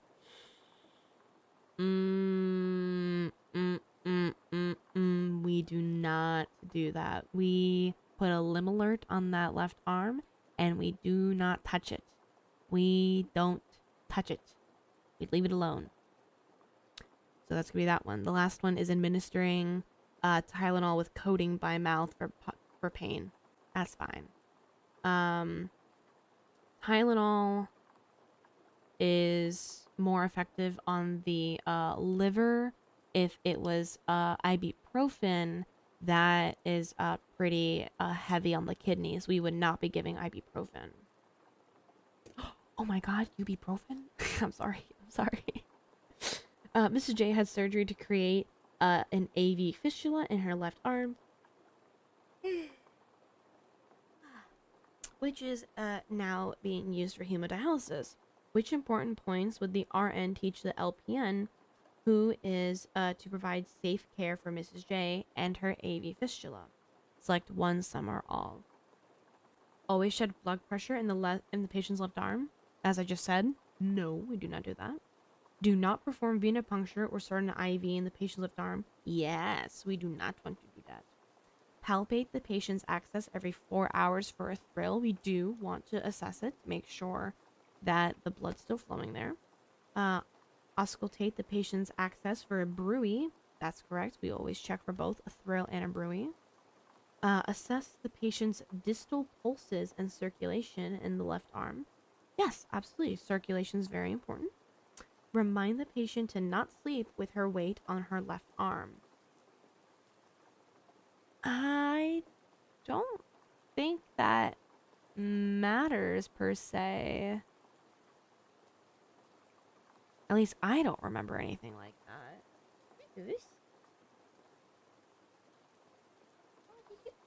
Oh my god, guys! Look! She brought me her fish toy. She brought me her fish toy that was out in the hallway. Oh, does Phoebe want to play? Oh, I can absolutely play with you. Yeah. I don't want to study anything. Here, come on, baby. Come on, baby.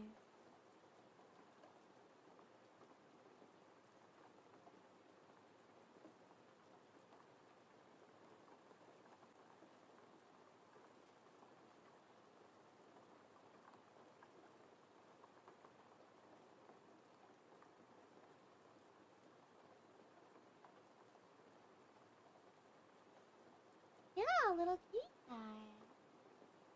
Come on, Lucy. Guys, get that fish. Get that fish, Puss. Get that fish. Come on. Ah, yeah, get that fish.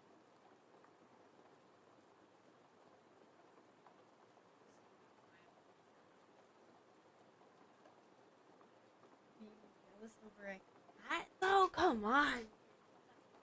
Get you like that?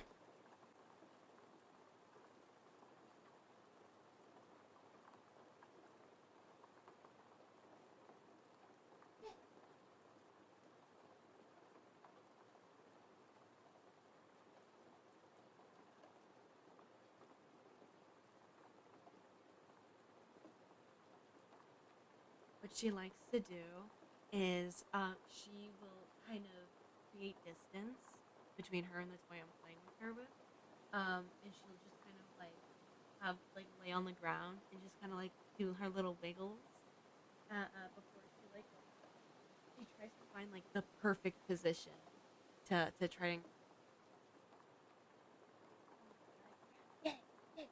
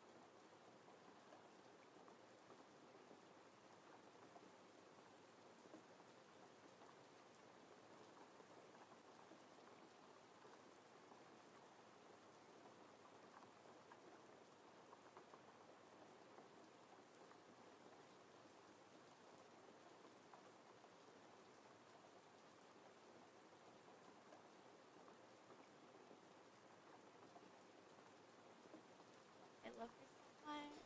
I love her so much. It can be, you know, if you take what you wanna have the title of number one. Yeah.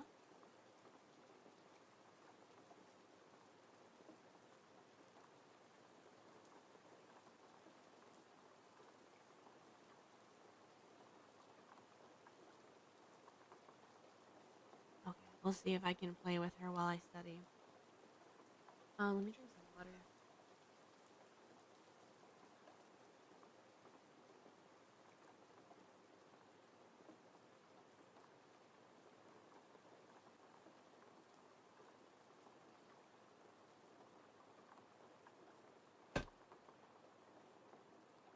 Ah, you know what I should do? I should start drinking my energy drink. Actually, I want to stay up. Guys, look! I have a girly strawberry monster. Look, and it's zero sugar. I've been drinking zero sugar energy drinks just because I feel like I should, and well, I like the taste of them. So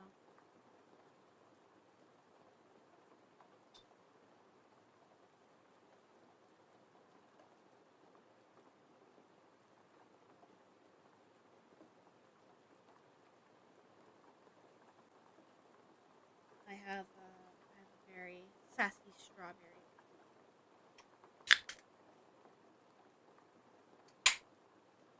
I like either my sassy strawberry or my girly pop. Those are the two that I like the most.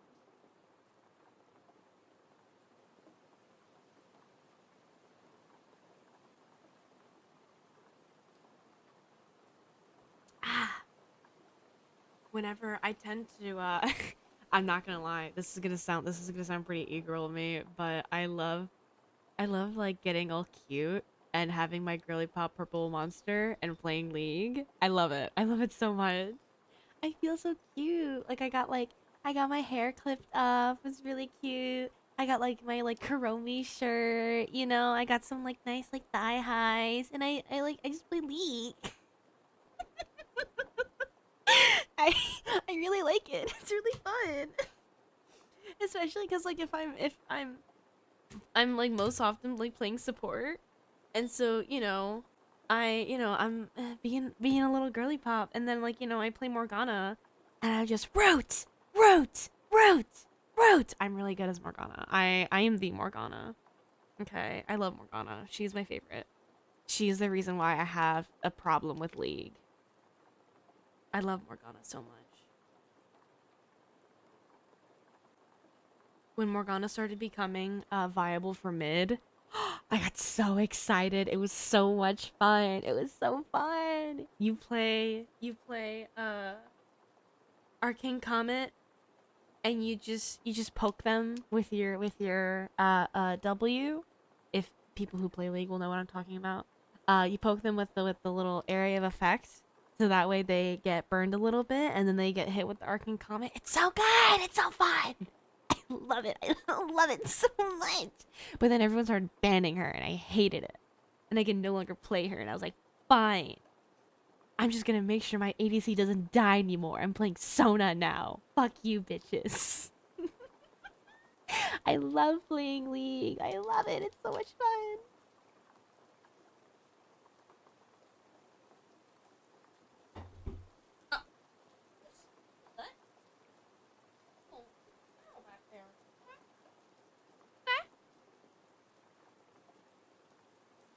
Okay, I'm so sorry. I'm supposed to be like doing studying while oh my goodness. This like one case study took me an hour when I did 3 yesterday within 1 hour. To make my own league. Ayo. Ayo. Okay, okay. Assessment of Mrs. J after dialysis reveals that these findings. Which assessment finding necessitates the immediate notification of the healthcare provider? A weight decrease of 4.5 pounds or 2 kilos. Systolic blood pressure decrease of 14. MMHG, decreased level of consciousness, or a small blood spot near the center of the dressing. Because of dialysis, you're going to be losing fluid. We're taking that fluid off of you. So a decrease weight and then a lower blood pressure is good. That's what we kind of want. That's what we expect. It's there to help you. Small side of blood near the dressing. I mean, we're gonna puncture that site to access it. That's fine. The decreased level of consciousness, that's bad. We don't want that. No, no, no, no, no, no. We don't want that. That's bad. 6 months later, Mrs. J is readmitted. She's returned from hemodialysis. Which nursing care action should the nurse delegate to the assistive personnel? Measuring vital signs and post-dialysis weight. Assessing the hemodialysis access site for bruit and thrill. Checking the access site for bleeding. And instructing the patient to request assistance getting out of bed. For an AP, cannot assess. Best action. Vital signs and post-dialysis weight would be good. Checking the site for bleeding. I'm not sure about that one. Definitely not instructing.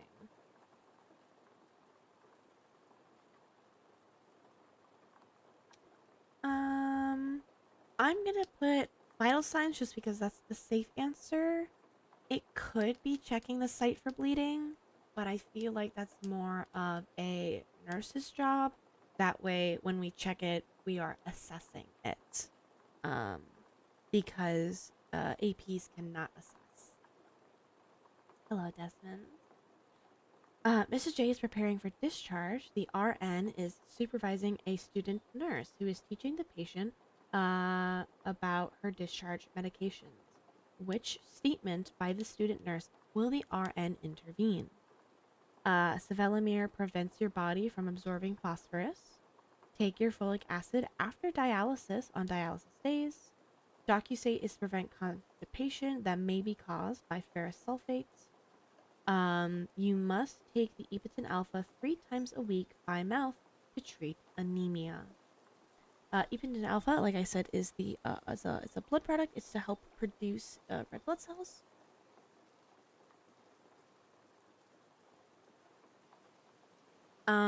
So I would say yes to treat anemia for sure. Docusate sodium is to help with constipation, so that is correct. Sevelamer That's the phosphorus binding one. It's to remove phosphorus. So I think if anything, would it be folic acid?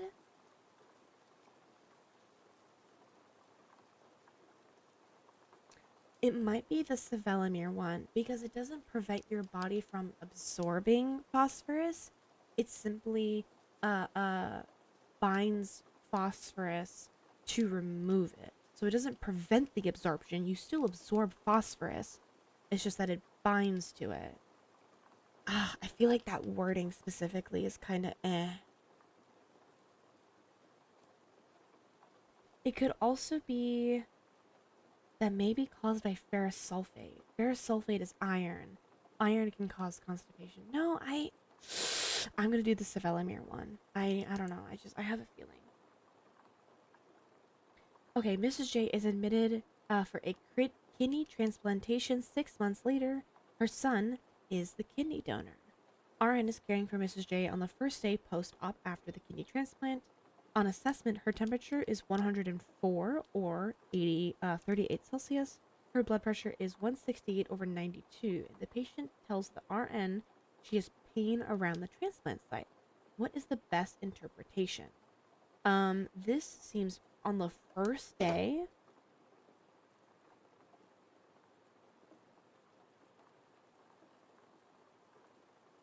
This is looking like a hyperacute rejection because there's hyperacute, acute, and chronic. Chronic is over 6 months.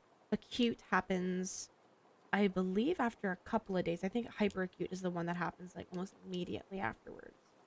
The intervention required at this time, increased dose of immunosuppressants, IV antibiotics, conservative management including dialysis, immediate removal of the transplanted kidney. Fine. Ooh.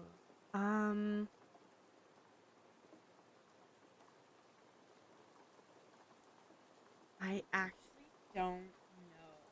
I get these confused depending on the period of time. I think for chronic it's the increase of drugs. I think for hyperacute it's removal. Because if your body can't tolerate it point blank period, like as you put it in, yeah, I think it's the removal. I think that makes sense. While making the rounds, RN finds Mrs. J in tears and sobbing. I don't want to have to go back to dialysis 3 days away. What is the nurse's best response? 1, would you like me to call someone to come in and sit with you? 2, you can always get on the list for another kidney transplant. 3, tell me some more about how you're feeling. And 4, let me call your healthcare provider to come in and speak with you. Something that's very stressed within nursing school is therapeutic communication, and you always want to make sure that you are addressing what they're saying while not sounding defensive or accusatory, not saying why or how come. It's more of always you speaking less, letting the patient speak. So saying, tell me more about it, it is very good. Um, out of the isolation room for now. They let me. They gave me permission to study, so that's why we're here. Okay, we're gonna go ahead. I'm gonna put the fish down really quick.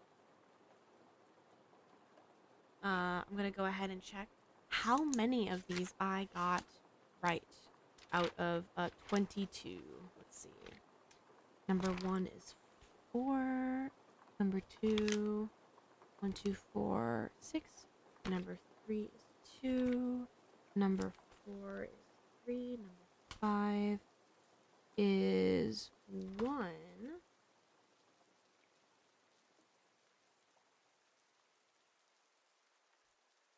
Number 6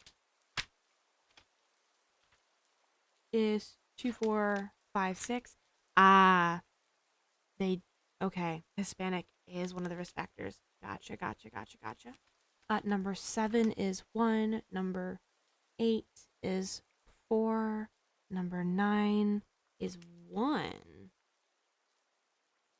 Really? LPN not assessing for crackles?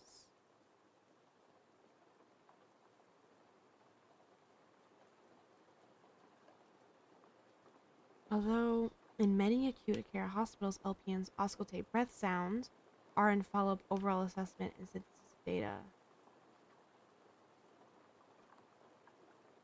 I see, because she's possibly feeling worse, it would be for the RN. Oh, that makes sense. Okay. I'm going to write down a little note. Possibly unstable change in status. Okay, okay. 10, 2 and 4. 11 is 4. 12. 1, 2, 3. 5, 6, 7, 8.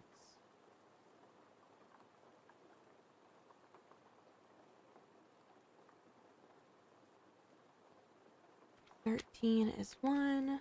14 is 2. 15 is 3. 16. 2, 3, 5, 6. 17 is 3. 18 is 1. 19 is 4. 20 is 1. 21 is 4. 22 is 3. Okay. How come 19 is 4? What's the reason for that? Oh, shit. God damn it. Ibutin alpha is sub-Q, not by mouth. I didn't focus on that. God damn it. Ah. 3 times a week by mouth to treat anemia. It's not by mouth, it's by sub-Q. Ah, fuck. Something that small. Jesus Christ. Sub-Q. Okay. So, I got 1, 2, 3. Okay. I got 3 wrong. And then for our multiple choice answers, I got 1, 2. I essentially missed it. So the one about her risk factors, I missed one. I was supposed to also circle patient is Hispanic as a risk factor. For the plan of care, actually, the fluid restriction is not 1,500 mils. It's supposed to be 500 mils. So while, yes, I am correct, we would do a fluid restriction, and that is too high of a restriction. So I got that one wrong. And then apparently we don't auscultate. Let me see here. Auscultate for bruit every 4 hours. Oh shit! It says every morning. Bah! No, you're right. Okay, I got that one wrong because of the timing for it. Okay, Q 4 hours. And then also, do not have weight on the arm. I didn't know that one. Okay, so that makes sense. Got a couple wrong, but not bad. I am studying for my NCLEX. My, what is it called? I have it written down.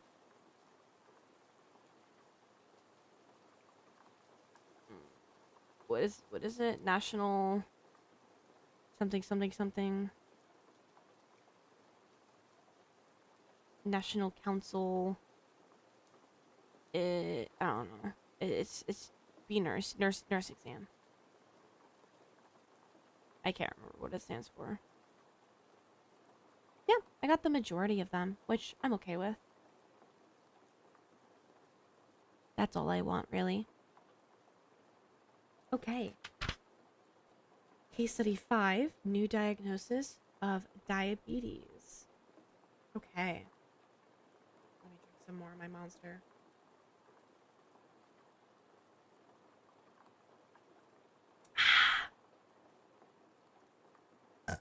Excuse me. Excuse me.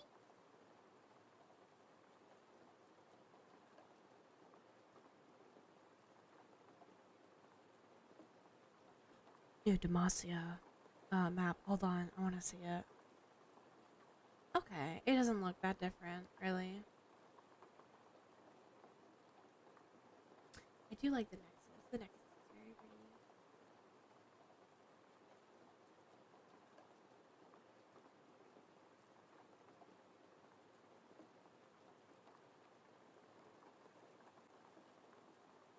I'm sorry. I'm scrolling through Twitter. I shouldn't. I shouldn't. What I do? I need to load those. I need to load those to Twitter. Okay, we gotta stop. I know I gotta lock in. I gotta lock in. Okay. I really want to like tuck my legs underneath myself, but I can't. I can't because I have this stupid camera on. Ugh. Fucking toes. Oh no, how awful of me. I'm making sure that I don't hurt my knees even more. Ugh. I'm sorry. I'm sorry. I'm locking in. Okay, I'm locking in. I'm locking in. I'm locking in. I'm locking in. I'm locking in. Okay. See this? Watch this. Hold on. Another drink of my monster. Hold on. Okay. Oh. Okay. Okay. Patient is a 54-year-old male. He's married and lives with his wife in a rural area. Thank you for that, Pat. How do you not get distracted when studying? I don't know. I always get distracted. No, it's not a white monster. I have taste. It's a sassy strawberry. I don't know. I always get distracted whenever I study. I'm not gonna lie. It's really hard for me too. If you like remove my phone, my computer, literally everything around me, and only give me the book, I'm still gonna get distracted. It's so bad. It's so bad. It's so bad. No, no, no, no, no. White Monster's ass. And I will not be gaslit to think otherwise. White Monster's actually ass. I'm sorry. I'm sorry. It just not doesn't taste good. No, I'm getting distracted again. Fuck. Locking in. Okay. His wife lives in a rural area. He and his wife rely on urgent care center in a nearby town for their health care. His wife took him to urgent care for a checkup because his symptoms were getting worse. He states that he started having symptoms about 6 months ago, including thirst, hunger, frequent urination, blurred vision, and feeling tired all the time. His health history includes hypertension for 6 years, treated with hydrochlorothiazide 25 milligrams and atenolol 25 milligrams once a day in the morning. Family history includes a father and grandfather with type 2 diabetes and hypertension. His grandfather died after a heart attack. I would never rage bait you about my superior taste, okay? Okay? I am correct when I say that White Monster is actually ass. I think you're just trying to relive your early 2010s emo phase by going for like a White Monster, okay? You're someone that collects monster cans and like makes guns out of them and like plasters them on the wall, okay? You're not special for liking a White Monster. You are like the lowest of low if you like no. Low tier. Low tier. I'm sorry. I'll focus. I'm sorry. I'm sorry. Okay. Blood pressure 156 over 90. Heart rate 92. Respiratory rate 24. Temperature 98.2 Fahrenheit or 36.8 Celsius. O2 of 97. Height 5'5". Weight 224.5 pounds or 101.8 kilos. It's not propaganda if I'm right. Okay, number one. Urgent care physician ordered lab values including CBC with differential, serum electrolytes, A1C, kidney function, and urinalysis. Okay. Number one. Urgent care nurse reviews the patient's A1C, and the result is a 7.8.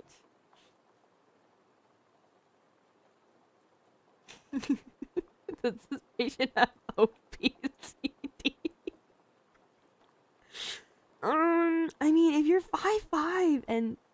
24. Yeah. Yeah, I wonder why you got diabetes, my man. I wonder. Oh, I'm not surprised. Yeah, so an A1C, how dare you? How dare you metal pipe me? An A1C is what we test. It's a at like how do I describe it? Essentially, it's to look over your sugar levels for like the last couple of months within one lab value. Um, and essentially the highest you should have is like a 5. It's a 5. If you have like a 5.5, a 6, we kind of call that like pre-diabetes. Kind of depends on like your age and everything. But yeah, no, 7.8, baby girl, that's bad. That's bad. Also, tell the patient he has type 1 diabetes. That's incorrect. That's not gonna be type 1, it's gonna be type 2. Arrange for the patient to have a computed tomography scan of the pancreas. Immediately notify the healthcare provider. Teach the patient about self-injection of insulin. I would notify the healthcare provider, because we're gonna have to order some stuff. Patient asks the nurse about the purpose of the A1C test.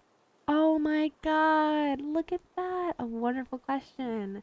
The A1C is a blood test that measures your average blood glucose over the past 3 months. That's literally what I just said. We'll go over the other answers though. It's a blood test that helps differentiate between whether or not you have type 1 and type 2. Nope, that's not correct. Type 1, if you don't know, is that your pancreas does not produce any insulin. It is something that you are born with. It just happens. Type 2 is that you have a resistance to insulin. You still have it, but your body is not really reacting to it as well. Blood test that determines how much of and what kind of insulin the doctor will prescribe you. No, that's wrong. Indicates whether you have hypoglycemia or hyperglycemia. That is just a blood sugar test with a finger stick. So it's going to be the first one. Healthcare provider prescribes the following interventions for the patient. Which interventions would the RN assign to the experienced LPN? Select one, some, or all. Give metformin 500 milligrams twice a day, taken with the morning and evening meals.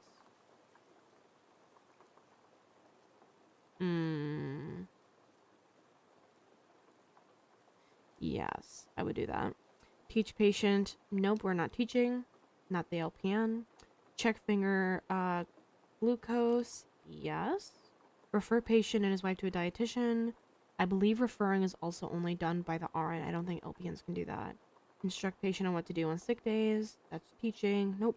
Have a physical therapist work with the patient to develop an exercise plan. Yeah.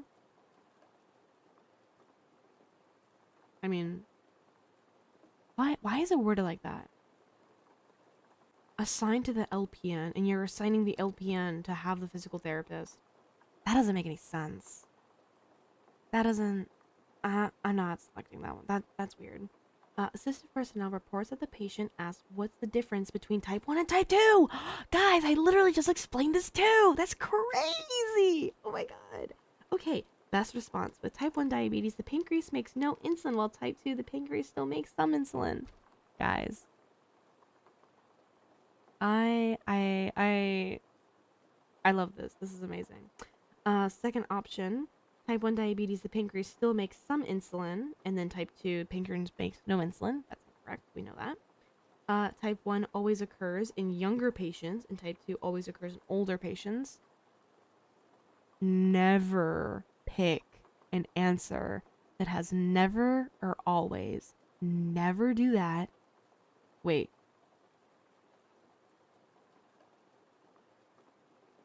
But if I say never do that, am I contradicting myself? I don't think so.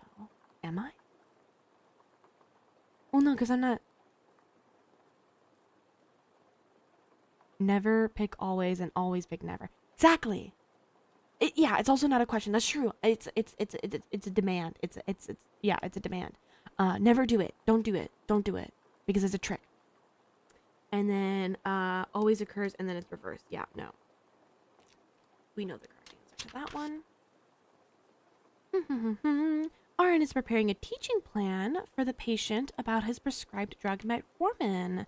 Be sure to drink at least 1 liter of fluids every day to avoid a UTI. Avoid drinking alcohol while taking this drug to decrease the risk of lactic acidosis. When you get up from bed, sit on the side of the bed before standing. You may experience weight gain and peripheral swelling while taking this drug.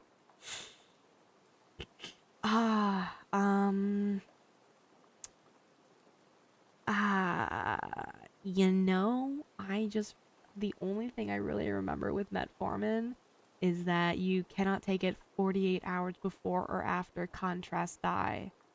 Um, ah, ah, uh, you know, that's a really good question. That's a really good question. That's a really good question. I feel like weight gain is more for a steroid, which is not, metformin's not a steroid. I don't see why you would have to sit, like, you know, sit on the side of the bed before standing. Avoid drinking alcohol for lactic acidosis.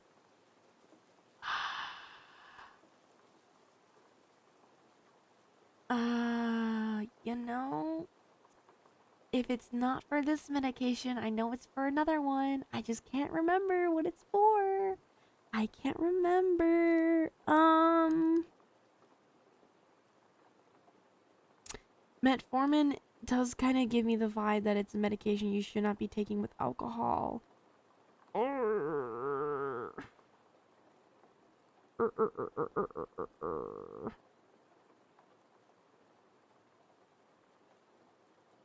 You know, I'm gonna do that one. It might honestly be the UTI one, but I have no idea. It's useful advice to complete compliance training quizzes at work without reading the policy documents. I do that every time. Honk, honk, honk. No, I do that all the time. Yes, it's for blood sugar control. Specifically for type 2 diabetes. It does not work with type 1. Type 1, you are exclusively taking insulin.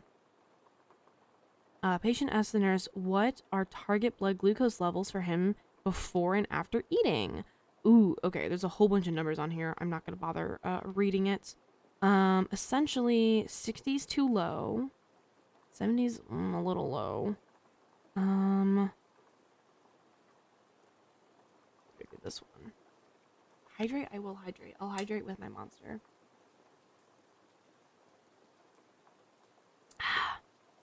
That's correct. It is used to help treat diabetes and prediabetes. That is correct. Which action should the nurse delegate to an AP while caring for this patient? Select one, some, or all. Provide an evening bedtime snack. Remind the patient to consume adequate oral fluids. Yeah, that's important. Administer Tylenol for complaint of a headache. APs cannot administer medications. APs cannot teach. Keep accurate intake output. Absolutely. Check oxygen saturation. Yes. The toe beans. I don't have toe beans. I'm really mad. I don't know what this is. I'm really mad because I don't know what the hell is on my sock. Ugh. I don't have toe beans. I'm sorry. I really want toe bean socks, but I don't have any. So you just get regular. All right, you just get regular toes.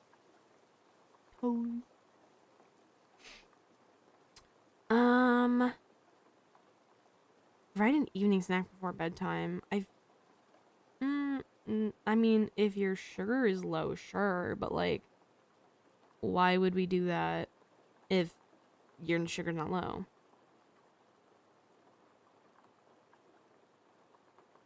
You have a kiss target? Is that what this is? Is that what you gotta kiss my toe right there? Not a Heimerdinger emo. What the hell? What the hell? I didn't know we had that. That's wild. That's wild. That's wild.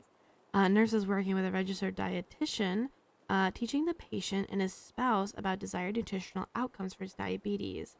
Select one, some, or all. Benefits of even modest weight loss through decreased calories. I mean, yes, we do want to decrease. Yeah. Achieving and maintaining glucose as close to normal levels as possible. Yeah. Carbohydrate intake focus on vegetable, fruit, whole grains, legumes, and dairy products to avoid empty calories. Absolutely. Avoid all intake of dairy. See? Avoid all intake. Bad. Bad. Oh, I love that one. That one's so cute. What the hell? I love that. I need Morgana emotes. I was thinking about making my own Morgana emotes, but I don't want to get in trouble. Use of alcohol is unrestricted as long as food and prescribed medications are taken. No. Development of patient-specific nutritional plan. Yes. Patient tells the nurse that he and his wife had purchased a house and they plan to do a lot of work on it to make sure to make it to work on it to make it into their dream home. What is the best advice for the nurse to provide? Select one, some, or all. Exercise is not important as diet management.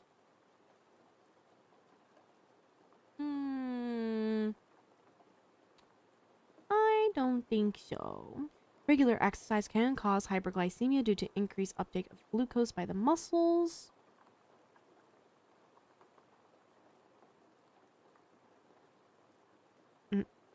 No. You you have hypoglycemia. That's why it's always recommended for you to eat a snack before you work out because your sugars will go low. Okay. Check your glucose level before and after exercise activity. Do not exercise unless your glucose is at least 80. Yes, I would say so. Unless you already have like really high glucose, but it's complicated. Check your glucose levels more often on days when you exercise than usual, such as working on projects. Yeah, check it before you start exercising. Yeah, you will check it more often. If your glucose is less than 80, you should consume some form of That's what I was just saying. Wait, some carbohydrate after exercising? No, before. Um, check your urine for ketones and do not exercise if ketones are present. We don't want to exercise if ketones are present? I don't remember anything like that. I don't... No? I don't think so. I'm not gonna select that one. I don't like that one. Experienced assistive personnel reports to the nurse that the patient's finger stick is a 52! Oh my goodness! Oh my god! Oh my... Get the man some help! Get that man some fucking help, brother! Brother! Oh my god, I'm so sorry. Yeah, we're gonna recheck it, make sure that's correct first. Before we give them anything. From recruit training. Oh my goodness. How are you, baby? I'm doing good. How are you? How have you been? Yeah, I know. 50. Damn, I'm so... You good? Somebody call a doctor. You are a doctor. Oh, God. Damn. I can't help you. Oh my God. Okay, I'm so sorry. Sidetrack. I'm gonna tell you a little story. Really quick. So I had a patient who heart failure, kidney failure, right? So unbelievably swollen and couldn't breathe, needed oxygen to like even just sit up in bed, really bad, right? We were giving him his meds in the morning. First time we had him, me and my nurse, we were giving him meds, and we always ask like, do you take them one at a time? Do you like to just take them all? And he's like, yeah, I'll just do it myself one at a time. So he's taking his meds, and then I'm not shitting you. I almost shat myself. He started choking on his meds. And I'm like, wait, what? Because Heimlich. Sure. Yeah, absolutely. Man is 6'2" and like 4 times my weight. He can't stand up without help. I can't have him stand up, and I sure as hell can't get behind him because my arms ain't big enough to go around his waist. So I was like, what do I do?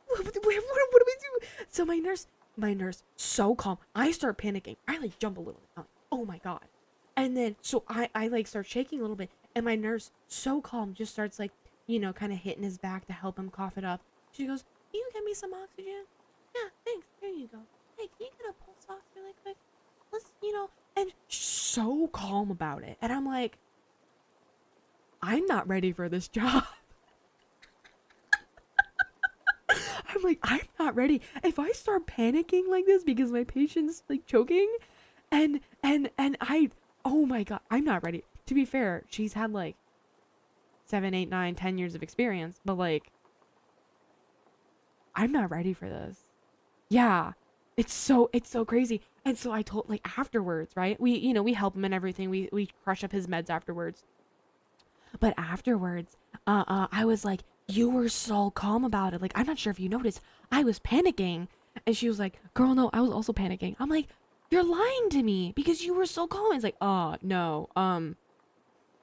No, I was panicked. I was really scared because I had no idea how we were going to do the Heimlich on him." I'm like, "I know. I was thinking about that too." So she was able to hide it, but she was able to like still perform. So, you know, the experience is wild.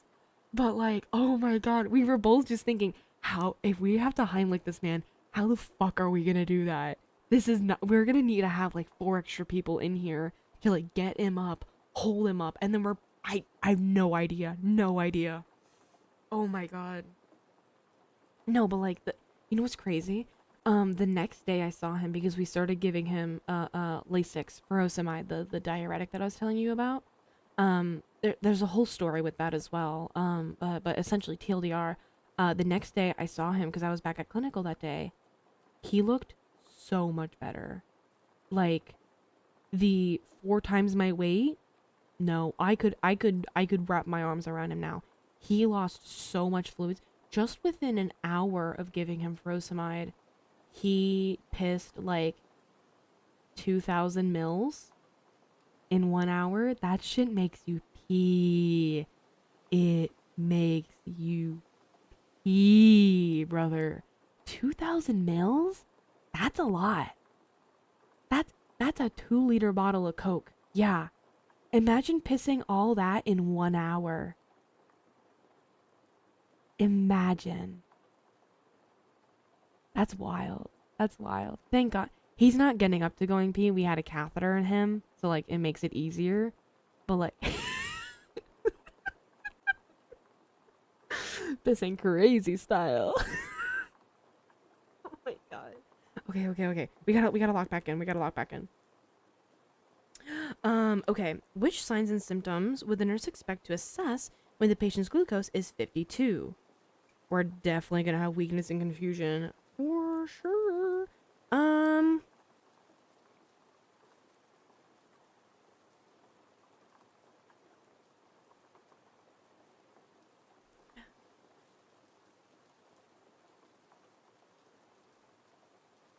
Okay. Yeah. But during the effing day. Yeah. Yeah. Yeah. Crazy. I know. Medication be working though, which is great to see. We love that. Patient is discharged after diabetes teaching. On return to the urgent care center for a checkup after 6 weeks, his weight is 210, 95.25 kilos. His repeat A1C result is 5.8. Much better. Experiencing cold and flu-like symptoms during productive cough, runny nose, and fever. Nurse plans to teach the patient and his spouse about sick day rules in the presence of diabetes. Which points will the nurse include? Select one, some, or all. Test your urine for ketones when your glucose is high. Yes. You may need sliding scale insulin. Yes. Drink 12 ounces every hour around the clock to prevent dehydration. I don't know the exact amount that they should be drinking. 12 ounces every hour. That's not bad though. Yeah, why not?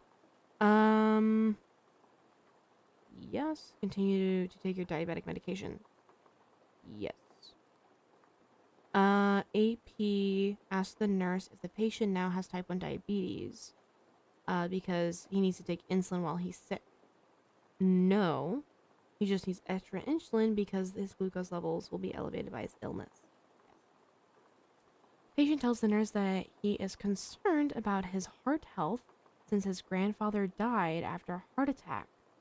Was the best response. So so something like this can trick you up. So the first option is there's no need to worry about it because you have lost weight and your A1C's down. Not really the best response. It is still a concern. Your concern is valid because diabetes is a major risk factor for heart disease and family history is also a risk factor. So you're validated and yeah, it's absolutely a concern. Your risk is minimal because your wife is making you healthy meals. See, that kind of negates his concern. Neglects, not negates, neglects his concern. I will contact your healthcare provider and ask him to discuss this with you because I can see that you're really concerned. And that also kind of neglects it as well. You're not really addressing it. I would say the second option. Hi, Sapo. Which statement by the patient indicates to the nurse the need for additional teaching? My wife avoids cooking with saturated fats. I will take my metformin before breakfast and dinner. Once my glucose is within normal limits, I will no longer need to check it. Incorrect.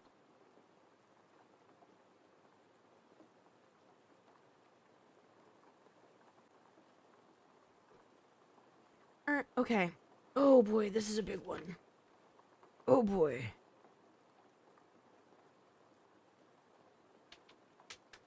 Do we still have more questions? Okay, hold on. Let me do these two questions before I do the really big one. The AP checks the patient's vital signs, reports to the nurse that the temperature is now 102. On assessment, finds that the patient's experiencing chills and a productive cough with a greenish sputum. What additional interventions does the nurse expect after notifying the healthcare provider? Select one, some, or all. Sending a sputum sample? Sure. Placing an ET tube in mechanical ventilation? That's dramatic. No. Starting the patient on intravenous broad-spectrum antibiotic? Absolutely. Draw blood cultures? Yes, absolutely.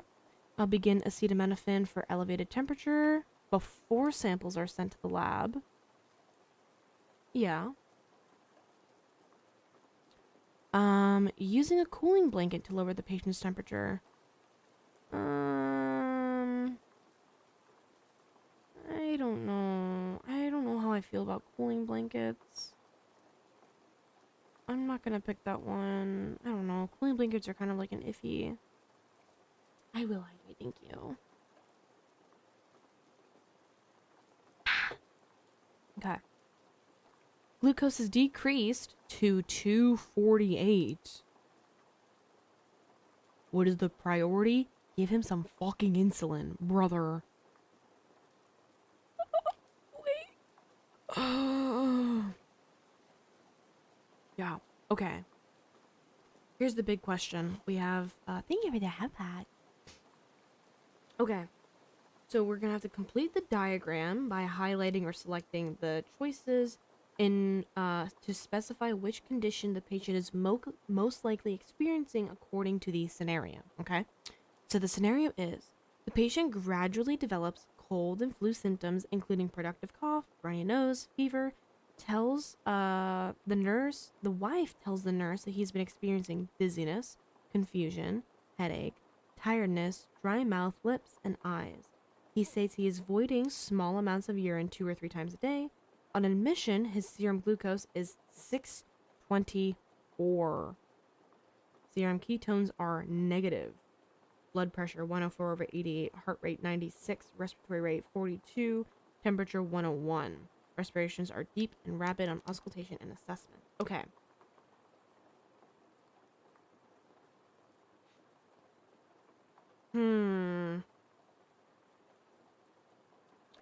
I want to say it's HHS, hyperglycemic hyperosmolar state. Because with the negative ketones, it's not DKA, diabetic ketoacidosis, ketones. So I want to say it's HHS. So parameters to monitor,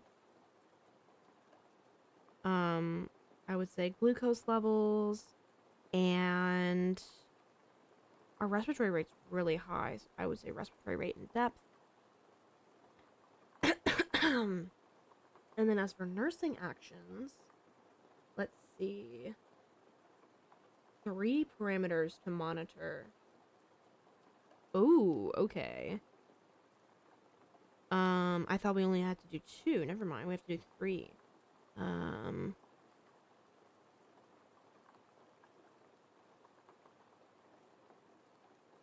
I'll do fluid intake and output.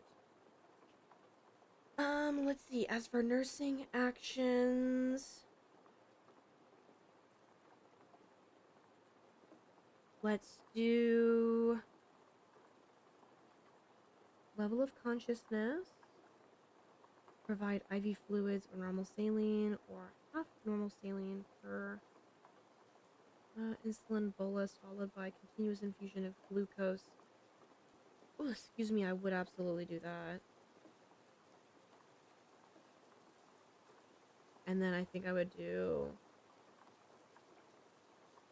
yeah, saline as well. Okay. Let's go ahead. Check our answers. Dun, dun, dun, dun. Okay, number 1, 3. Number 2, 1. Number 3, 1, 3. Number 4, 1. Number 5 is 2. Yes! The avoid drinking alcohol answer was correct. Fuck yeah! Oh my god, I'm so happy I got that one right. Oh my god, I'm so happy I got that one right. Okay, number 6, 3. Number 7, 1, 2, 5, 6. 1, 2, 5, 6. Number 8, 1, 2, 3, 6. 1, 2, 3, 6. Number 9, 3, 4, 5, 6. 3, 4. We do 5 and 6. Okay. Number 10, 3. Number 11 is 1. Number 12, 2, 3, 5, 6. 2, 3, 5, 6. How come is it more fluids? On sick days, glucose monitor at least 4 to 6 hours. Patient also sliding scale.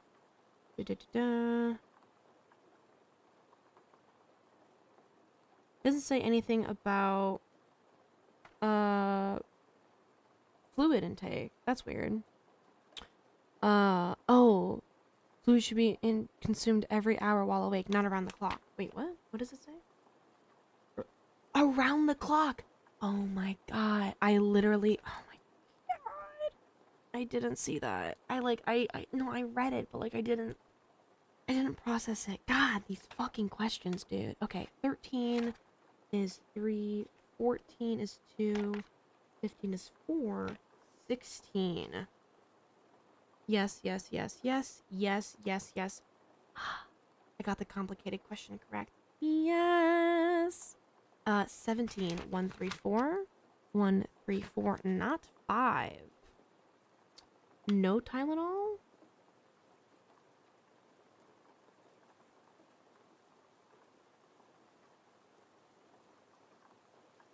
Ah, okay. I see. We would have to do it after. That makes sense. And then 18 is 2. Ooh, I did really, really good with this one. Okay. So, I got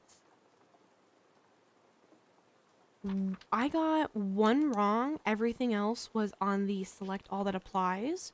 I did not pick the evening snack before bedtime. Apparently that is correct. We do want to do that. I will know that for now.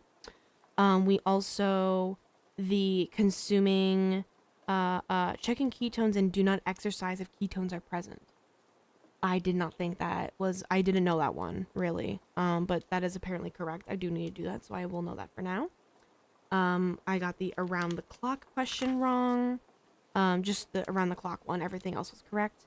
And then don't take Tylenol. So, I got 1 question wrong and then 4 options out of 4 questions. I missed. Pretty fucking good. Guys, let me tell you. I was doing this book during school. It was mandatory. We had to do certain amount of chapters every week. And I was getting about half the questions right and wrong. Like there would be 30, 40 questions. I would get about, half the questions right. And now I am getting the majority right. I'm just getting a few things here or there wrong. I'm pretty fucking happy with that. Okay. That's pretty nice. That's pretty nice. Okay. We'll do one more. This one just has 19 questions on it.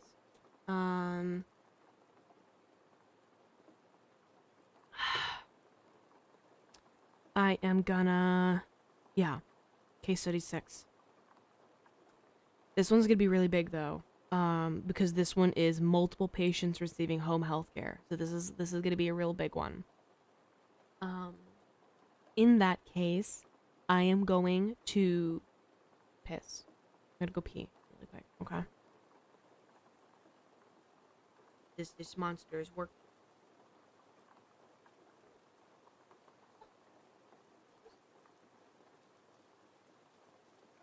Goose, baby girl, where'd you go? Why does everyone call me a fucking piss baby? What the hell? Why? Stop calling me a piss baby.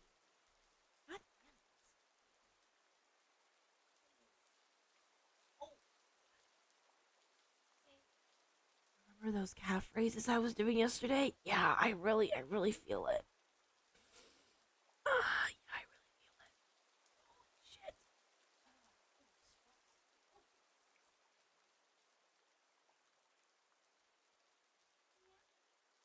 Yeah. Yeah. Okay, I'm gonna piss.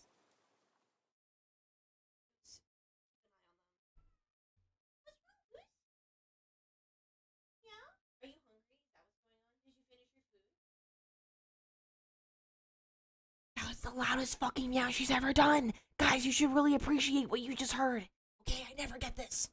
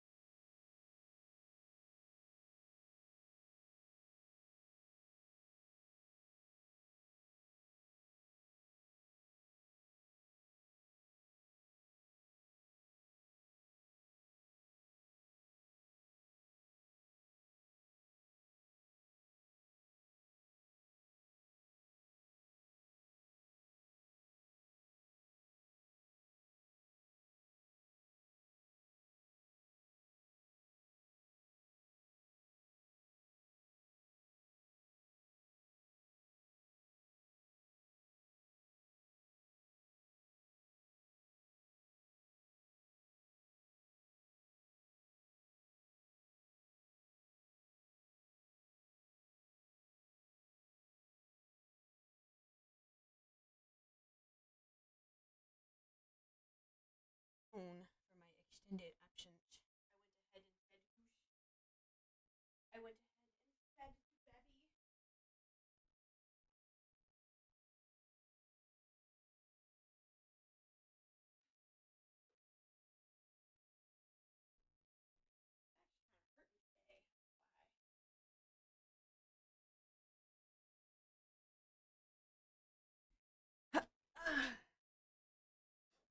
Okay. Are you ready for the grippers? Are you ready? Bah! Bah-da! Bah-bah-bah-bah! Grippers. Goddamn grippers. Grippers. Grippers.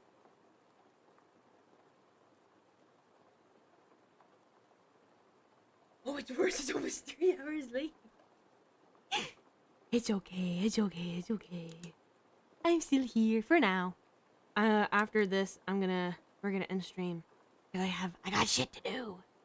I got shit to do. Okay. Are you ready? Are you ready? Are you ready? Are you ready? So, this one. The managing RN is assigned home visits to a registered nurse under her supervision for 6 patients. Miss A, diagnosis COPD, called reporting decreased dyspnea, has been increasing home oxygen flow rates. Mr. D, diagnosis diabetes, chronic leg infection, needs weekly assessment of leg infection, daily home health aid visits. Miss F, chronic kidney disease with peritoneal dialysis, daughter assists patient with dialysis. Mr. I, lung cancer, last chemotherapy was 1 week ago, needs to have blood drawn today at Nadir for complete blood count with differential. Miss R, coronary artery disease with percutaneous coronary angioplasty and stenting. Hospital discharge yesterday, needs home health admission assessment. And Mr. W, schizophrenia, receives risperidone injection every 2 weeks. Risperidone dose scheduled today. Did you actually clip it? Let me see, let me see, let me see.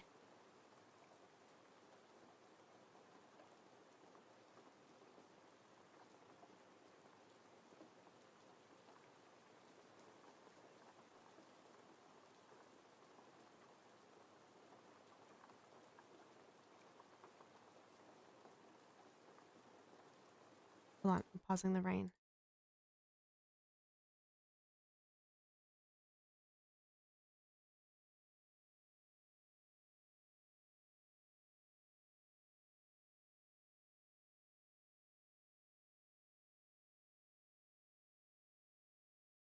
I can't hear it. Yeah, it's really quiet. I can like hear something, but I can barely hear it. Ah, tragic. It's okay. It's okay. Yeah, I think the kitty was a bit too far. Okay.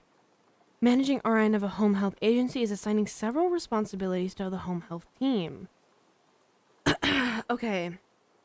Bed bath reposition and vital signs on a patient with a laryngectomy. Just AP can do that. Performing manual digital evacuation of stool. That's going to be an RN's job. Assist a severely arthritic patient with bathing and taking. That can be LPN. Clean, rebandage, and document condition. I think LPNs can do wound care.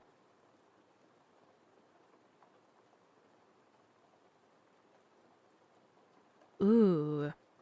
Help family place the artificial limb. I don't know. I think that's an orange job.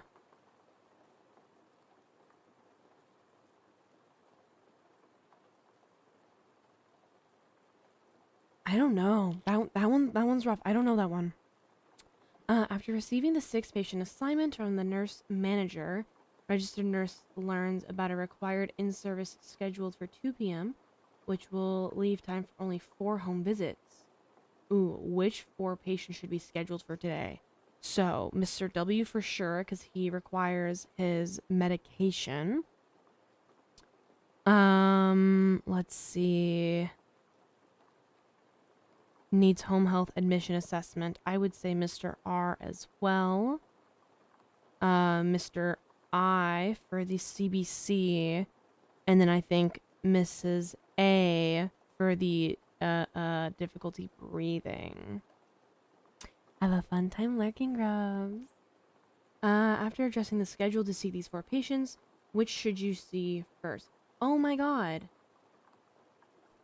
You know what's crazy? I select A, I, R, and W. The next question, oh, which of these 4 patients did you see first after selecting it from the previous question? Guess who it is? A, I, R, W. I did it right. Nice. Miss A would be first because she has difficulty breathing. We're gonna take breathing over everything else. When the nurse calls Mrs. R to schedule a visit, she doesn't have much time today, but will be available for a longer visit tomorrow. What's the best response? Visit will not take long, so I will plan on seeing you today. I have rescheduled other patients because essentially I need to assess you today. Perhaps you're feeling that you don't need any help. Because of the recent angioplasty stenting, I would like to visit as soon as possible. I'm gonna do the last one. I rescheduled other patients. That sounds really guilt trippy. Perhaps you're not feeling like you need it. That's just really passive aggressive. And saying like, oh, it won't take very long. That kind of like, I don't like that. I'm gonna do the last one. After obtaining Miss R consent for a visit later today, the nurse arrives at Miss A's home. Husband answers the door and says that she's very short of breath, restless last night. Now she's sleeping deeply and completely relaxed. The nurse finds that Miss A is very difficult to awaken and her speech is slurred. Home flow meter is set to 6 liters per minute. That's not very good. We're very hypoxic. We're decreased level of consciousness. We are confused. We need to get her breathing. So, what should we take next? Auscultate her lung sounds. Check the oxygen saturation. Continue to stimulate Mrs. A until she can respond. Notify healthcare provider. We're going to continue to assess her. I think we should first see what her O2 sat is. Where, because even though she's getting 6 liters of oxygen, how much of that is she actually getting? We'll check her O2 sat. O2 sat is 99%. Nice. Okay, so she has a high O2 sat, so she's getting oxygen. I think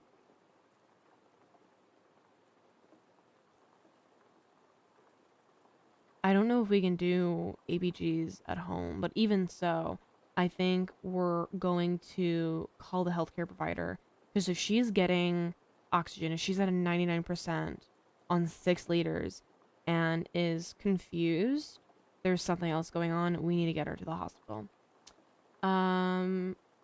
Okay, nurse calls healthcare provider to discuss Miss A's status and then arranges for her admission to the hospital for further evaluation. Receives a phone call from Mr. D's home aide who reports that Mr. D is experiencing generalized aches and pains. Mr. D, by the way, is the diabetic one with the leg infection. His morning glucose was 306 and his temperature was 100 degrees Fahrenheit. What's the most appropriate reaction? Excess suggests that he takes Tylenol for the pain and fever. Arrange to see Mr. D as the first patient on tomorrow's schedule. Reorganize today's schedule so that Mr. D can be seen and assessed. Reassure the aide that these findings are normal for patients with diabetes. It's not normal, so we're not going to do that one. This is rough because everyone else we do need to see today.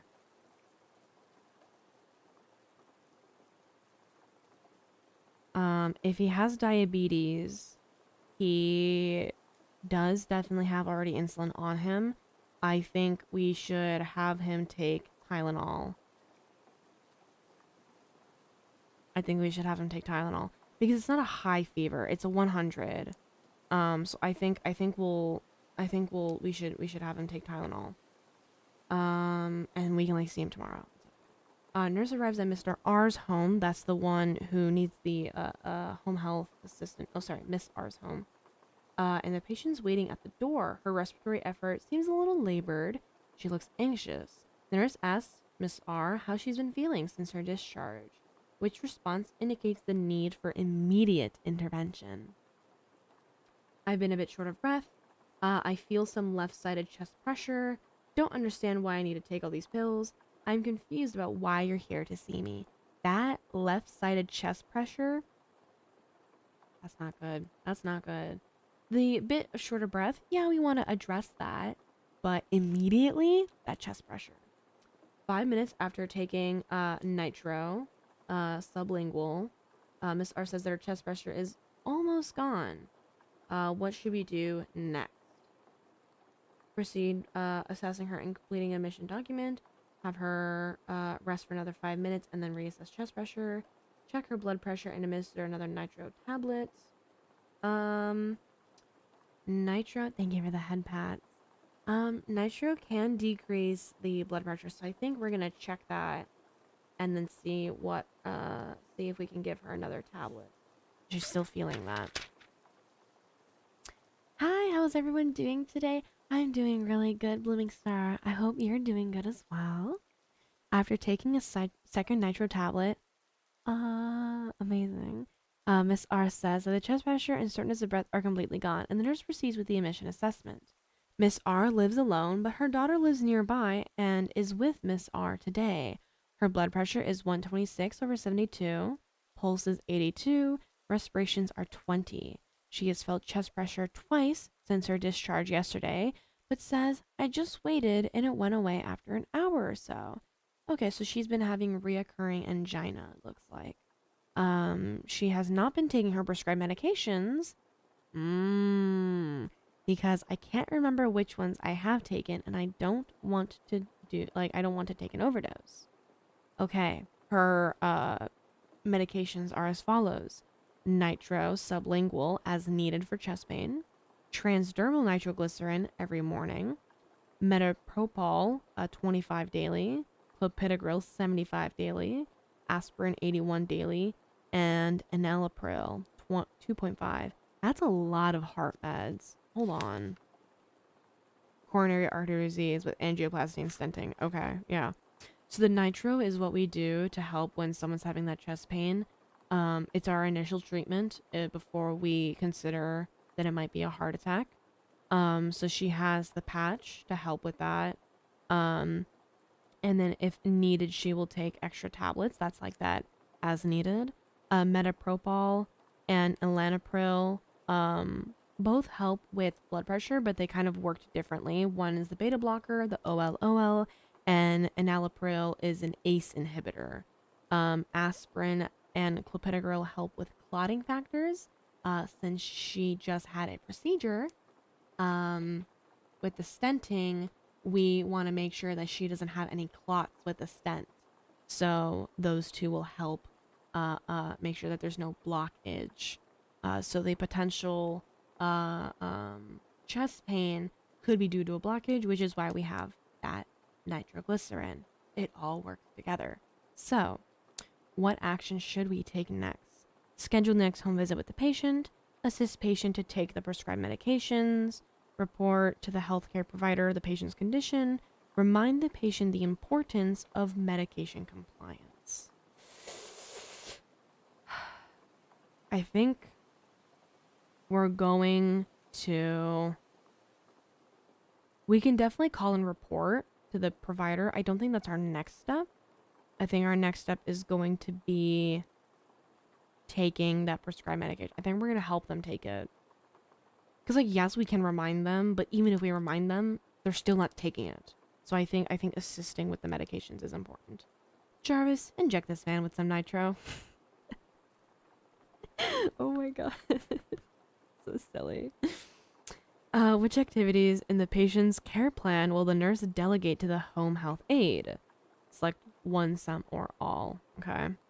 Setting up Mrs. R's medications in a multi-dose pill box twice a week. I think that's very important. We should do that. Twice a week. This like time, I don't know if we'll move on. Instructing the daughter how to set up Mrs. R's daily medications. Can a home health aide do that? Fuck, I don't know, because home health aides tend to be CNAs. I don't know if they can do that. Teaching Mrs. R and her daughter the purpose of each medication. If they're a CNA, they cannot do that. Assisting with the bath. Okay, we can definitely do that. We can do vitals and weighing the patient for sure. Can they? Ooh, I don't know. Under the guise that it is a CNA, I feel like they might be able to do the medication, like setting that up. I think they could do that.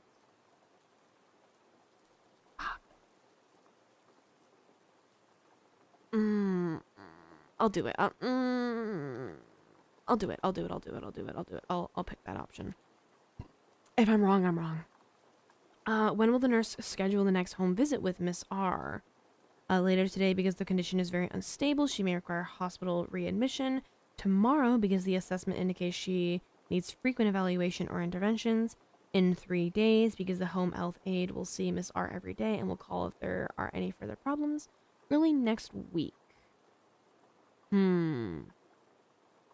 Let's see. Her vitals are good. Her chest is no longer hurting. I wouldn't necessarily say she's the most unstable. I would say tomorrow, just to reassess her and see how she's feeling. That is true. Now is the time to get questions wrong. You are so right. Hold on. We need a charger. I don't have my charger with me. Will this cable be long enough? That's the cable for my camera. Whoops.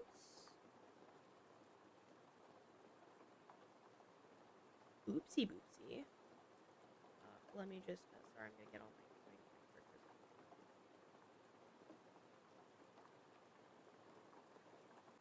there we go. Oh, shit.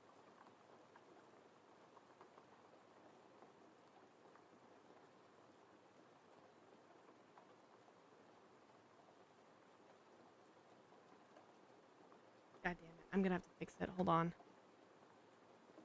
God damn it. Okay. Hold on. I grabbed the wrong cable and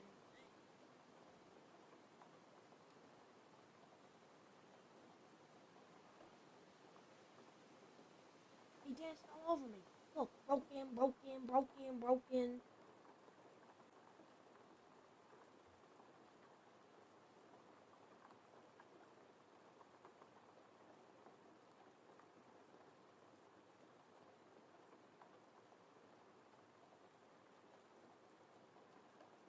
Okay.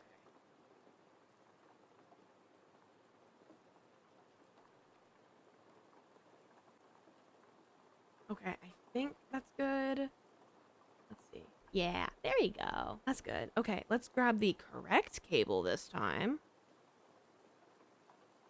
Shall we?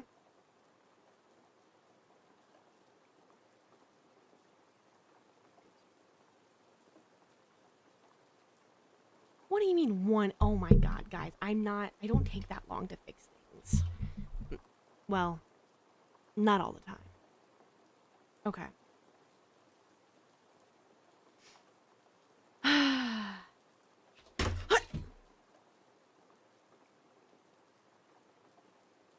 um, I definitely didn't drop my phone. Don't look at that. Don't look at that.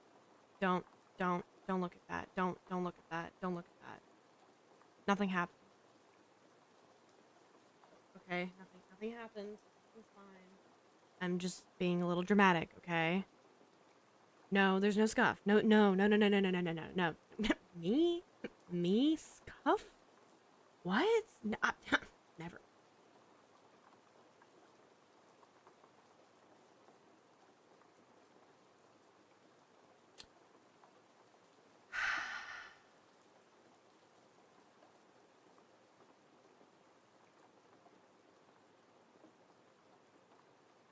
There was no scuff. There was no scuff. Ow. Ow. Why? Why would you pipe me like that? Huh? No, I'm more than certain that nothing happened. I'm so a blanket is not gonna help the fact that I'm bald, okay? I'm sorry, but like I'm my hair privileges have been revoked. Yes, my very bright look. Yes. Yes, indeed. Anyways, back to the thanks for the headphones. Back to the questions. I'm not normally hairless, okay? This is just you know, Caillou is my favorite childhood character in all the TV shows I've watched. I like to embrace Caillou sometimes. Rub the crystal ball.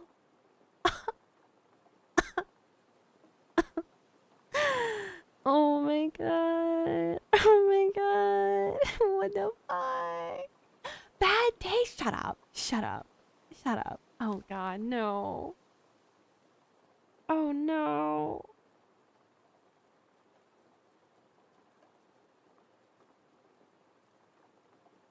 Looking at the clip right now.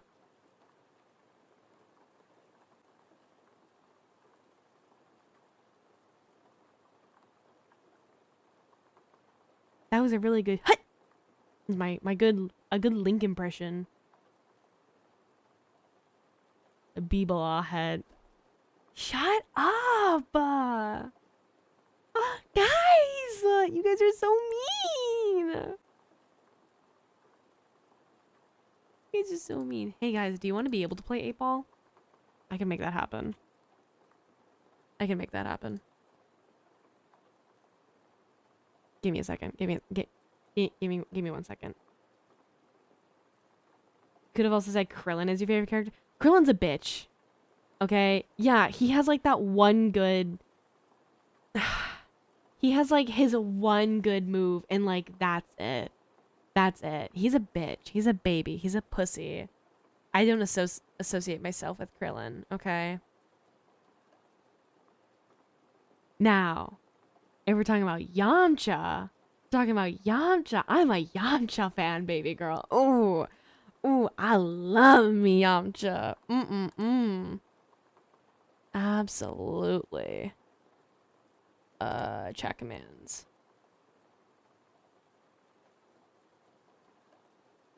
Only works when the 8-ball modules enable. Okay, hold on. What is the command? Okay. Asking the 8-ball, am I a bottom?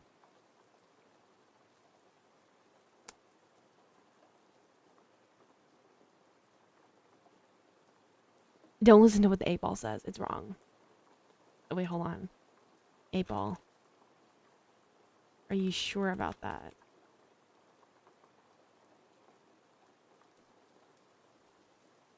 No. Okay, hold on. Okay, but like, what if you're wrong? Yeah, see, it says it's wrong. Yeah, so don't listen to the 8-ball. Yeah. Yep. Okay, there you go. Your 8-ball privileges are unlocked. What the fuck? Can possibly do tic-tac.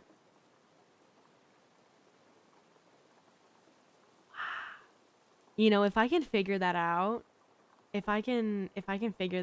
then yeah, I'll do that for you guys. Just for you.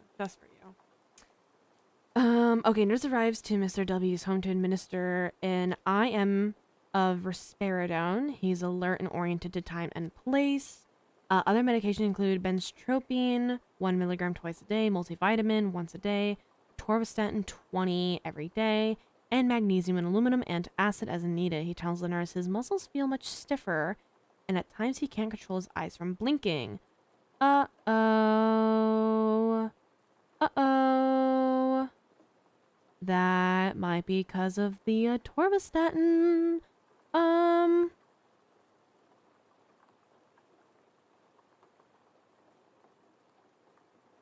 Is there a chance for me to kiss Venus's toes?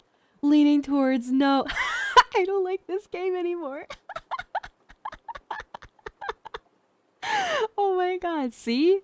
See? It's lying. It's lying. All right? Doppel, you're on my side now. You're on my side.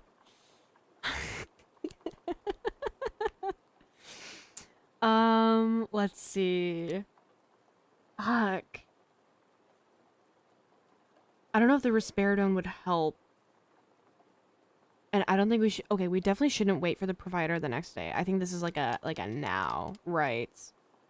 Benchtropine. I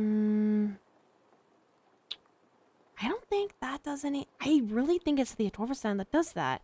We'll just administer risperidone. We're just gonna do that. Notice that the pill count for the benchtropine is accurate for the twice-day dosing. Okay. All right. Which question asked by the nurse is most useful in determining the possible cause of the increased muscle? Do you drink any alcoholic beverages? What kind of activities do you do? Do you take your multivitamin? Did you take the antacid? Did you drink any alcoholic beverages, maybe? No. What kind of activities do you do? That's gonna be it. Will I be able to recover from this reality check? Maybe. Okay. I'm so lost with what's going on. Don't worry. Don't worry. I'm just yapping to myself trying to study. Don't worry about it. You just enjoy my you just enjoy my voice. Don't worry about it. Okay. Nurse notes Mr. W is always sucking on hard candy and has gone to the bathroom twice in 20 minutes to urinate. Okay. Inquire about other symptoms. Take vitals.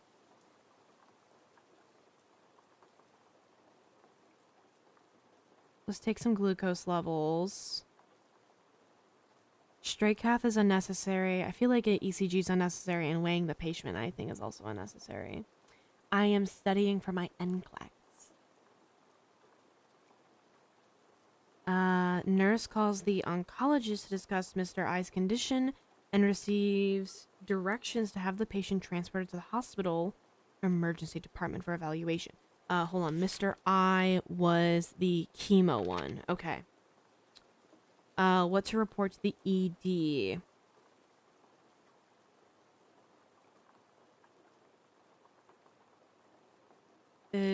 Mr. I have blood drawn today. Yeah, I didn't have any updates on Mr. I before this. Right? R-A...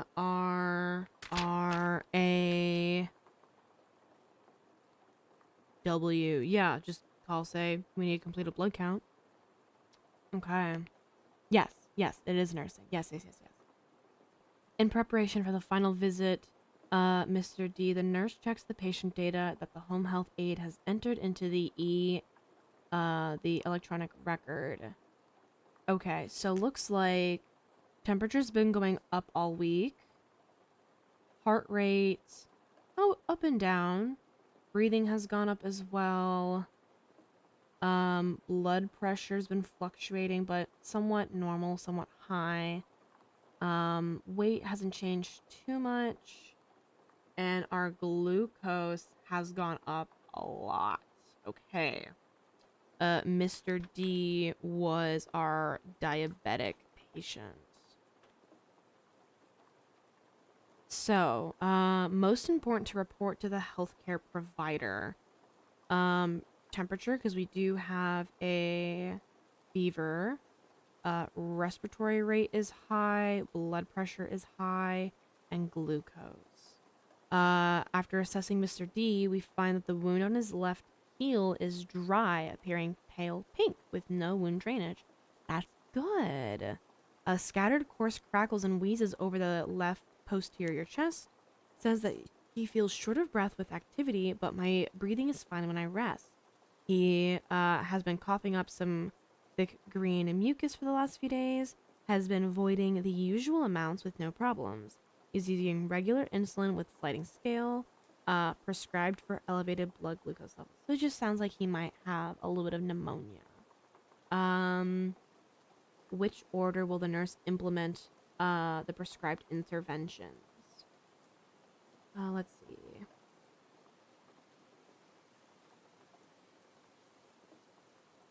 I think what we're going to do is we're going to obtain blood specimens just because we want to make sure what's going on.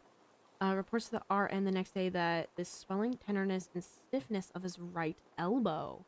Oh, interesting. Okay, go to see him as soon as possible. Report it to the healthcare provider. I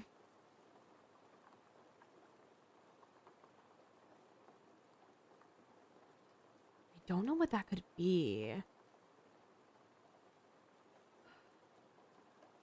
The next day. I do want to call the healthcare provider for this, but I feel like it's better to first get a full assessment and then we can call the provider. That is what I think.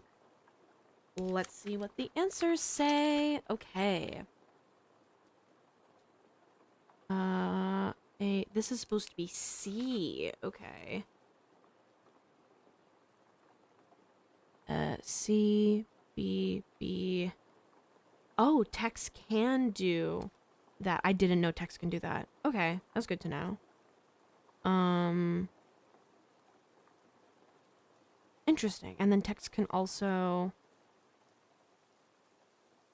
You know what? That makes sense. That makes sense. That makes sense. Okay. Answer 2, 1456. Did that correct? Answer 3 is 1. Answer 4 is 4. Answer 5 is 2. Answer 6 is 1. Really? We don't want to call the healthcare provider? Total oxygen saturation for 1994. Because of the high oxygen levels can decrease respiratory drive and increases to PaCO2.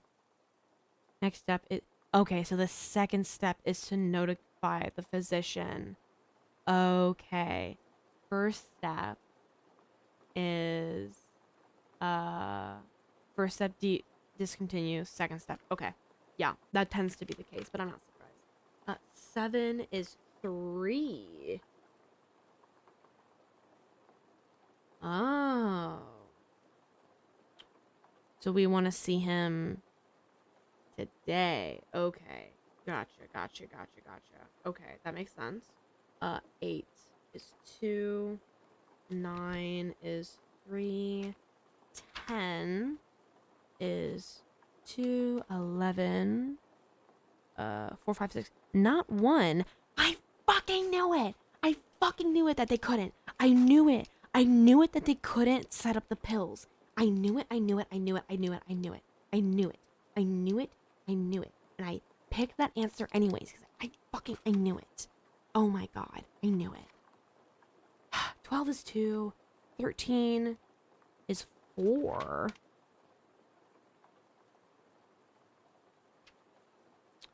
Okay.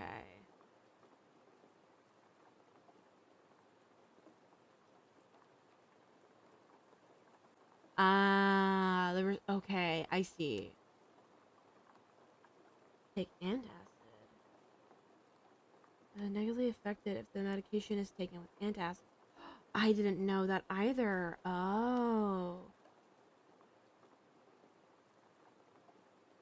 Interesting. Okay, so muscle stiffness, either because of extrapyramidal symptoms from the risperidone or mixing the benztropine with the antacids. Good to know. Okay. Let me write that down. Cannot mix benz with antacids. Okay. We're learning. 15, 1, 2, 5, 6. 16 is 4.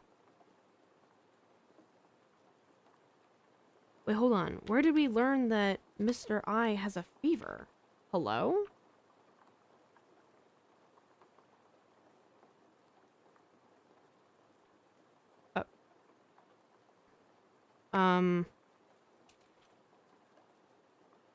What? How am I supposed to know he has a fever? You didn't tell me that. Okay. I think there's something missing in the book because it doesn't tell me that he has a fever. And that's apparently the answer. I saw it in my dreams. Oh, that makes sense. Got it. Okay. Understood. 146. Not respiratory rates? No?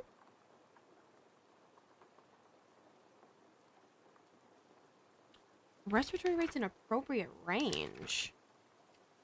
Okay. 18, 3214.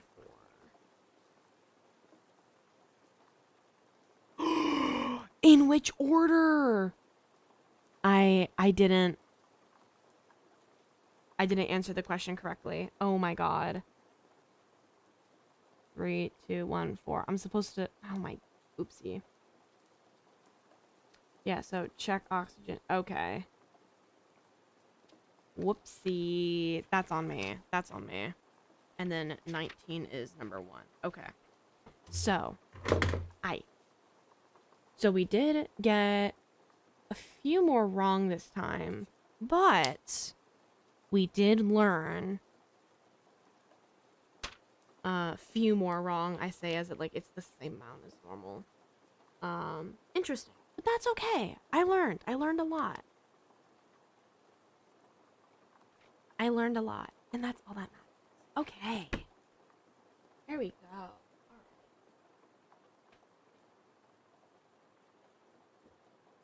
There you go, Goose. You can have my pen.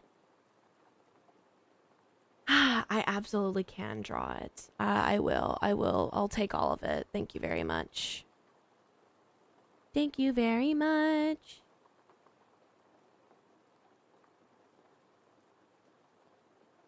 Thank you. I'm very happy. I feel very productive.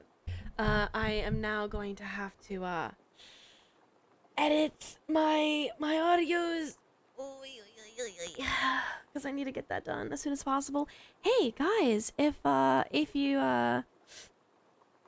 maybe noticed on YouTube, or maybe not on YouTube, on Discord, and if you haven't joined the Discord, maybe you should definitely do that. A new video is out. Maybe you should guys like go check it out or something. Maybe you should like, you know, I don't know, like go watch it or something, you know?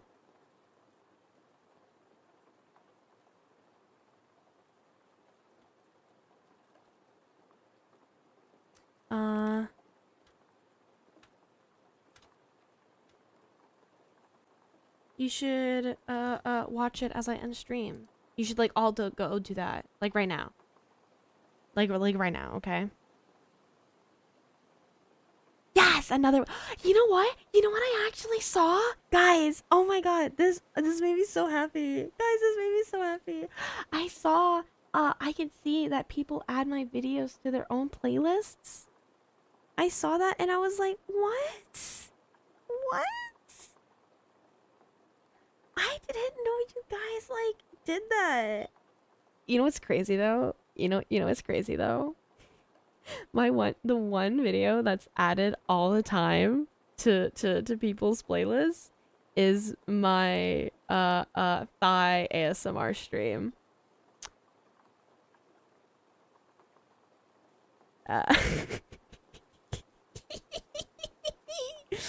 That one is added so much.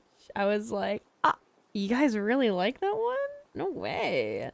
Because I think it's also the first one I did. Hold on. Let me see. Yeah. Because this one was done March 30th. No, it was the second one I did. Yeah, it was the second one. Kind of wild, I'm not gonna lie to you.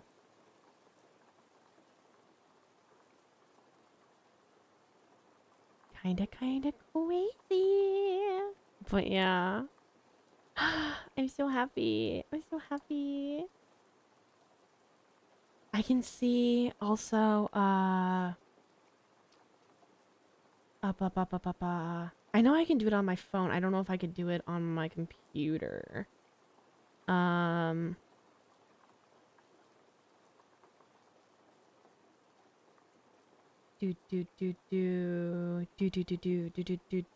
Do. I can't find it. I don't know where to find it on my computer. Damn. That's okay. That's okay. It's a bit embarrassing. It shouldn't be. That just means that I know you really like it. And that means that I know I should do it more, you know? You're one of favorite streamers and you're good at ASMR? I don't think so. I don't think so. I don't think so. There are so many other better, more qualified ASMR artists, girlies out there. Yes, thank thy save lives. Which next weekend we will be doing our 500 Twitch celebration of a thigh ASMR. So you'll get to enjoy that. Jarvis teacher how to take compliments? Sorry, no. Hold on. Let me ask the 8-ball. 8-ball. Will I ever learn to take compliments? You look deep in your heart and you will see the answer. What the fuck is that? What the fuck is that supposed to mean? What? What? Okay. Whatever, bud. Whatever, bud. No, honestly. Let me ask again. Give me an actual answer. Ah!